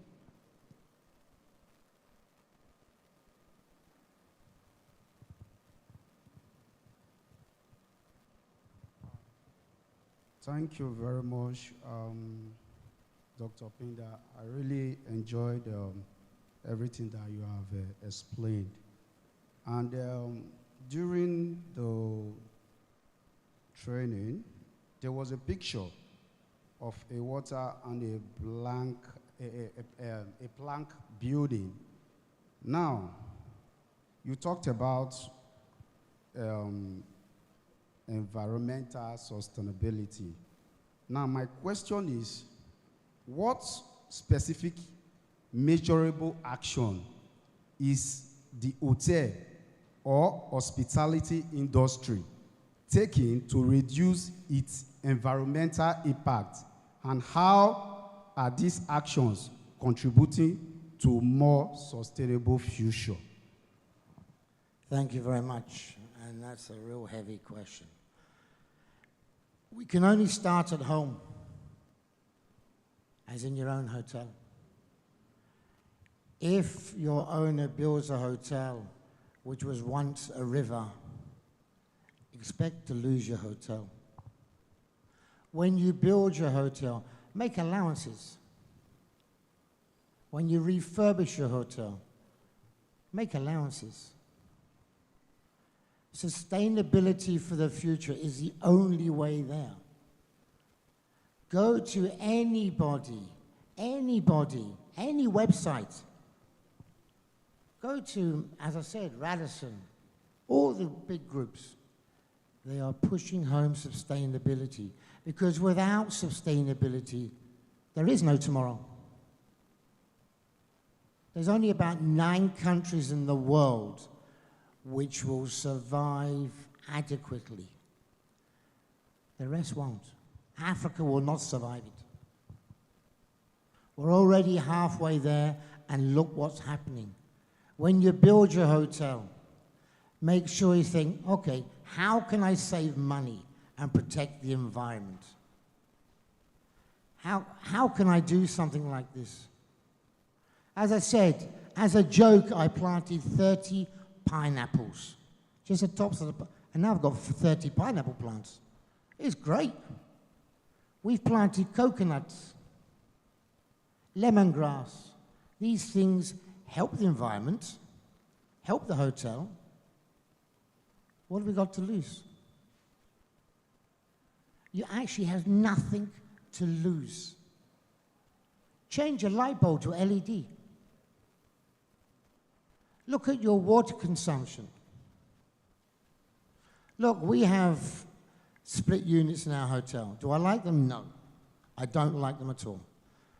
I always want what Augie Place Hotel had in this hotel. They have a central HVAC system.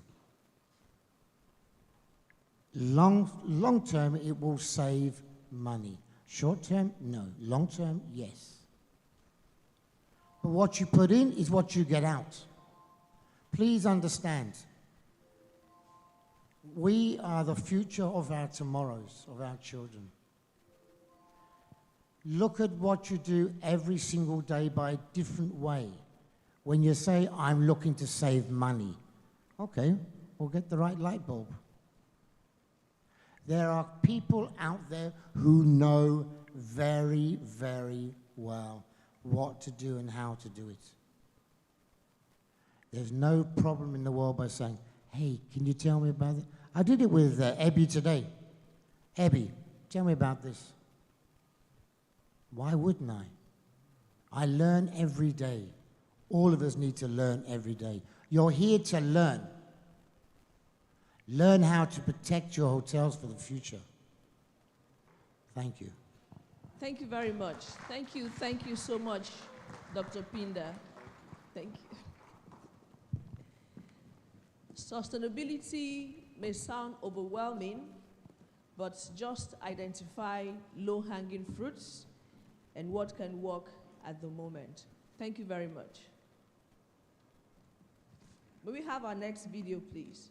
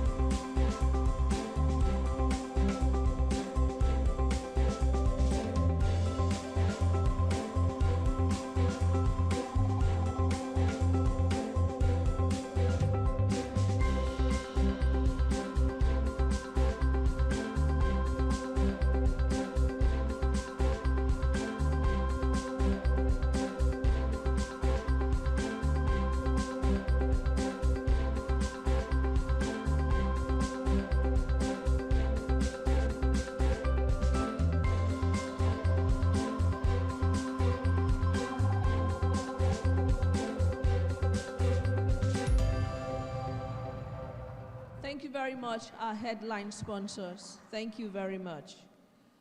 I would like to recognize the presence of a very important personality who has joined us here today, Mrs. Ogogo Musa, who's President, Defense and Police Officers' Wives Association. Are you here, ma'am? Okay, she was, and I think she has stepped out. All right, right into our very first panel discussion for the day. The panel will be discussing breaking barriers, adopting global standards in local markets. They're going to be talking about how we're going to be bridging the gap between international standards and local realities, how it's key to sustainable growth in hospitality. This session unpacks the challenges of localization, cultural alignment, and resource adaptation, how to gain insight from experts who have successfully implemented global best practices in diverse markets without compromising authenticity or service quality. And these experts we're going to be gaining insights on include Mr. Ahmed Raza, who is the District Director, Nigeria, Radisson Hotel Group, with over 18 years in the industry and has had leadership roles in companies like IHG, Marriott, Accor, Hilton, etc. Please, with a resounding round of applause, let's welcome Ahmed Raza on stage, please. Thank you. We also have Mr. Jorge Erazo, who is the GM, Lake Greenfield Hotel and Towers, welcome, Abuja. He has over 20 years in the industry and has qualifications in management, sales, and marketing. Mr. Jorge, please. Thank you. Please clap for them as they come up. Please clap for our panelists as they come up. We also have Mr. Samuel Itodo, Group General Manager, 2020 Hotels and Apartments, Abuja, Nigeria. He's a fellow of the Chartered Institute of Public Admin and Governance. Mr. Samuel, please. Please clap for our panelists. Clap for our panelists. Ushers, it's looking like we're going to need one more seat up here. There's one behind there. If you could quickly please put it up, as we have 5 panelists for this session. We also have Ms. Jemima Odonko, who is the CEO, Signature Hospitality and Business Services, and also Guest Care Essentials, with over 20 years plus across international agencies and a certified event and project manager. Ms. Jemima Odonko, thank you, she's coming up. And to moderate this very powerful panel is none other than the first professor of tourism and hospitality in Nigeria, who is currently with Atiba University and so many other universities and institutions. Please let's welcome Professor Wasiu Babalola. Thank you very much.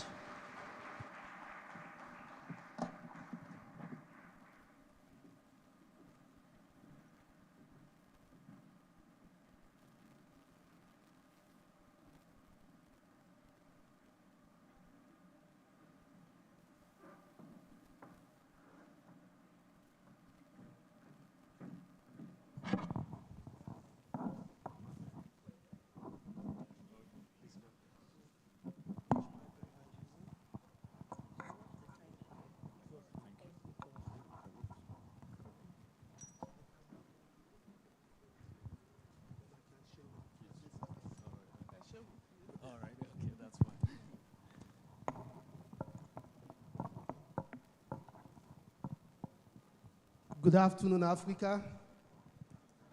Good afternoon, Lagos, Nigeria. Distinguished colleagues, esteemed panelists, and valued participants.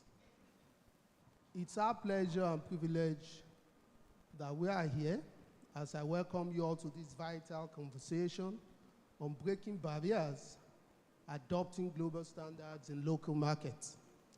At the heart of hospitality is a commitment to consistent excellence, no matter where we are in the world.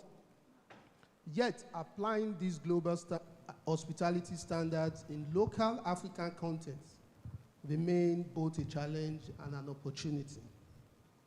As African hospitality and sector continue to expand, our local markets, which we understand, must position themselves competitively, not just through aesthetics, but also through system, service culture, sustainability, and smart operations. Great travelers expect consistency, while our environment requires adaptability. These are many questions are what we shall be looking at. I am happy that I have one of the most robust panel that you'll be enjoying in day one. Wonderful people with experiences, and we try to also blend it with our local content. So, ladies and gentlemen, let the conversation begin. So, I'll be starting the conversation with a man who is representing a brand that has successfully brought international standards into complex and diverse African markets. His experience in balancing the brand's global benchmark with Nigerians and Africa's unique operational environment, it's something of immense value to every one of us. So I'll be starting my question, he knows himself, with Vaza. No, I'm starting with Ahmed Vaza anyway. The District Director for Nigeria of Radisson. And we want to talk about standardization and localization because it's very important. And I want to ask, how does your brand manage the tension between maintaining its global brand promises and adapting it to the operational reality in Africa? Particularly, you can pick any cities in Africa as a case study. Thank you. All right. Good afternoon, everyone. First of all, my heartiest congratulations to the team of Hotel Managers Conference. This thing is growing year on year, like our room nights. And I wish you all the best. And I think you have done a fabulous job. Please, a huge round of applause for Mr. Sunday. I'm really proud that we are associated with you on this. Coming to your question, I think the Radisson Hotel Group has a strong commitment when it comes to protecting our global brand standards and guest quality, the operational excellence systems, and safety and security are non-negotiable for us. So I think where the challenge comes is how to maintain a fine balance on how do we maintain this balance between standardization and localization. So I think that's simple. Whenever you walk into any of our Radisson hotels, you will see a local design element that is always incorporated in these hotels, which is really important because, we don't want to give it a vibe that you are just sitting in any hotel in the world. It has to have that local flavor blended into it. Secondly, I feel that, we have a lot of opportunities as far as the indigenous ingredients are concerned to incorporate into our menus. Also the fact that we have a lot of other associations in terms of localizing, production. We also, partnering with a lot of local communities in order to make sure that that element comes into the, into the system. And yes, any guest who is at any of our hotels, although he will experience the uniformity in our brand standards, he will also get a local flavor of what the local culture has to offer. Yeah, thank you so much. The next question will be for our Group General Manager, 2020 Hotel Samuel Itodo. And like the brands which we just listened to, like Hamid said, they don't toy with the standard. All they have to do is to ensure they infuse some local content into it. Now, this question is for you, local innovation with global relevance. As a locally managed and owned brand, how has 2020 Hotels approach adopting international best practices while remaining locally authentic and cost-effective? Thank you very much, and good afternoon, everyone. We have, a fine line, between the international and then as well the local. But, for us in the hospitality industry, it's, retention. Aspects of retention, it's something, that I think I'm very happy, that a lot of us here would share as a common areas or aspects, to discuss. But going back to your question, on our own side, for Hotel 2020 and Apartments Group, we discovered that, there's something that is eminent, across all our local brand chains. It's either maybe, as a business driver, manager, you are taking over a property that is obviously maybe obsolete, had never had, a design, to be able, to project the aspect of hotel or apartment. So those are major challenges. However, on our own side, we started dealing, on such areas with business resource plannings. And then, started getting, especially, for renovations. Renovations is very expensive. And the amount of depreciation value that our hotels and apartments go through on a day-to-day, on a month-to-year, believe me, it's incremental. And that actually, dives deep into the revenue. So on our own side, what we do is, everything that has to do with, like an example, the renovation, we started, working, on cost of sales ratios, and then started allocating, budgets, to be able, to start having, pre-planned arrangements for amenities and all of that, just to be able, to stay in check, because of inflations and everything, that comes in. And then on the other side, I'm happy, that, the company that I work for, we're into construction. So what I do is this. On the aspects of, the business, outsourcing, we outsource, our infrastructures and everything that has to do with, facility management directly to the company. So we are, in turn, getting, the high-end, result as compared to, we hire a team member in facility management today. He's on the payroll, and at the end of the day, will not be able, to get the AHUs fixed properly or ACs fixed properly and all of that. So we get a company, and those companies, are taxed in dealing with those. That is how we've been able, to manage the aspects of our infrastructures or anything, to keep ourselves, ahead of the brand. I mean, like in competitive with the brand. Then, the aspects of, the customer retention as well. As you've just rightly mentioned, culinary is a challenge because, I can wake up this morning and I'll feel like I want to eat eba. But, from the international side, for example, they would want to have, something else, maybe continental meals. So having, to balance that infusion is quite, a challenge. But, for our own side, what we do is this: we use a lot of menu engineering. That menu engineering, keeps, both out at the end of the day, be it, whether you're international or you're local, you have something amongst our culinary, for you, to feast in. These are some of the basics, that, we're doing as our own brand, and then to be able to be there to upscale. Thank you, Mr. Samuel. I want us to take note of some of those silent issues he raised. For you to be able to compete as a local brand and to offer international standards, it has to start, you have to be intentional, it has to be from your planning. And that's why it's talking about costs. Because if you get it wrong, your depreciation keeps increasing, and you don't have funds to compete at all.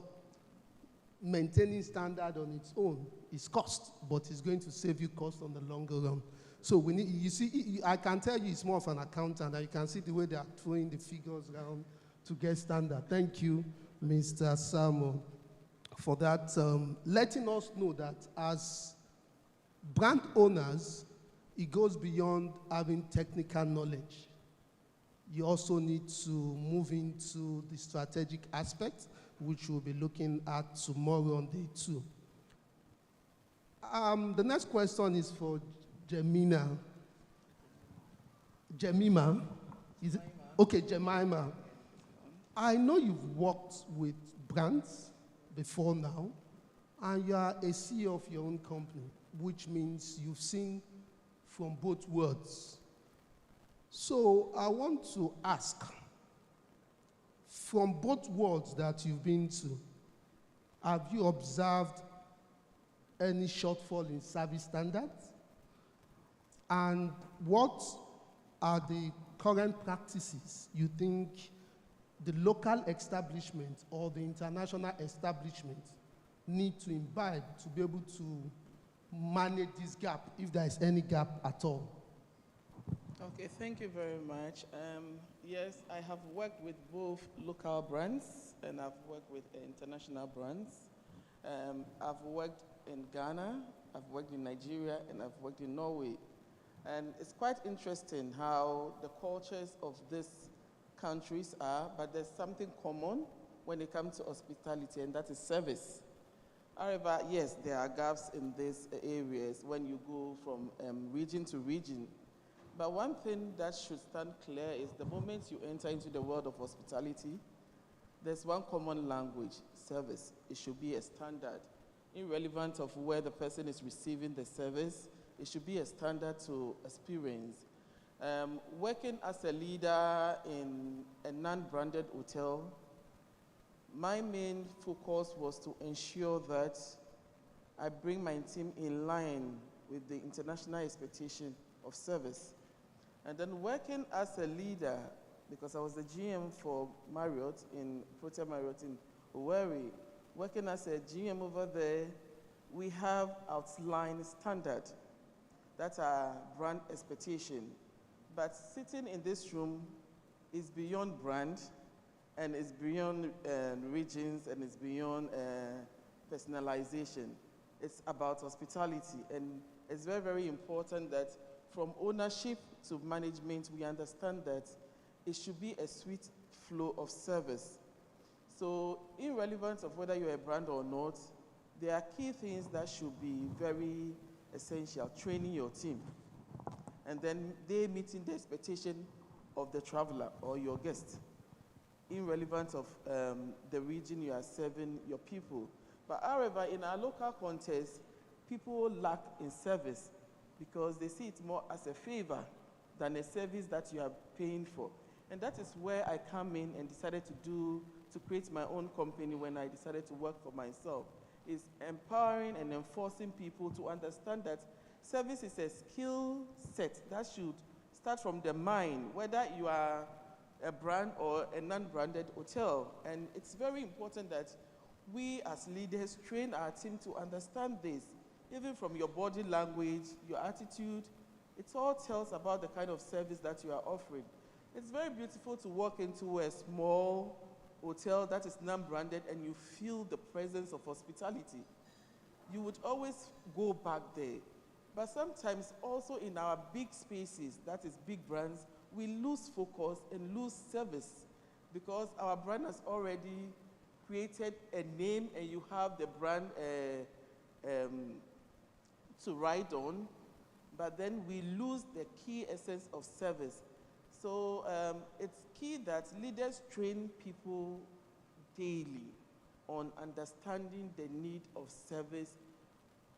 People are paying premium prices for their stay. Whether it's local or international, the service should be a swift, and it shouldn't be different.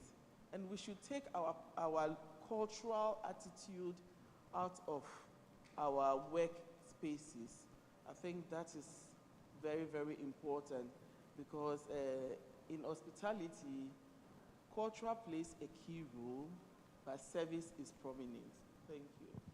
Thank you so much. And to support what she has said, if you are from the south of Nigeria here, you will understand this. that when you walk into the hotel and you're a female, and the person at the back end is a male, the culture says the female will greet. And it's been done in such a way that if it's a male and a female come, they say, "Good morning, sir," so that the lady will know, "I'm not greeting you, you have to greet first." And she had just said, we can only correct that because we understand that is who we are. We can't take that away. You have to train, train, and train. Thank you so much for that. I want to go to George Erazo briefly.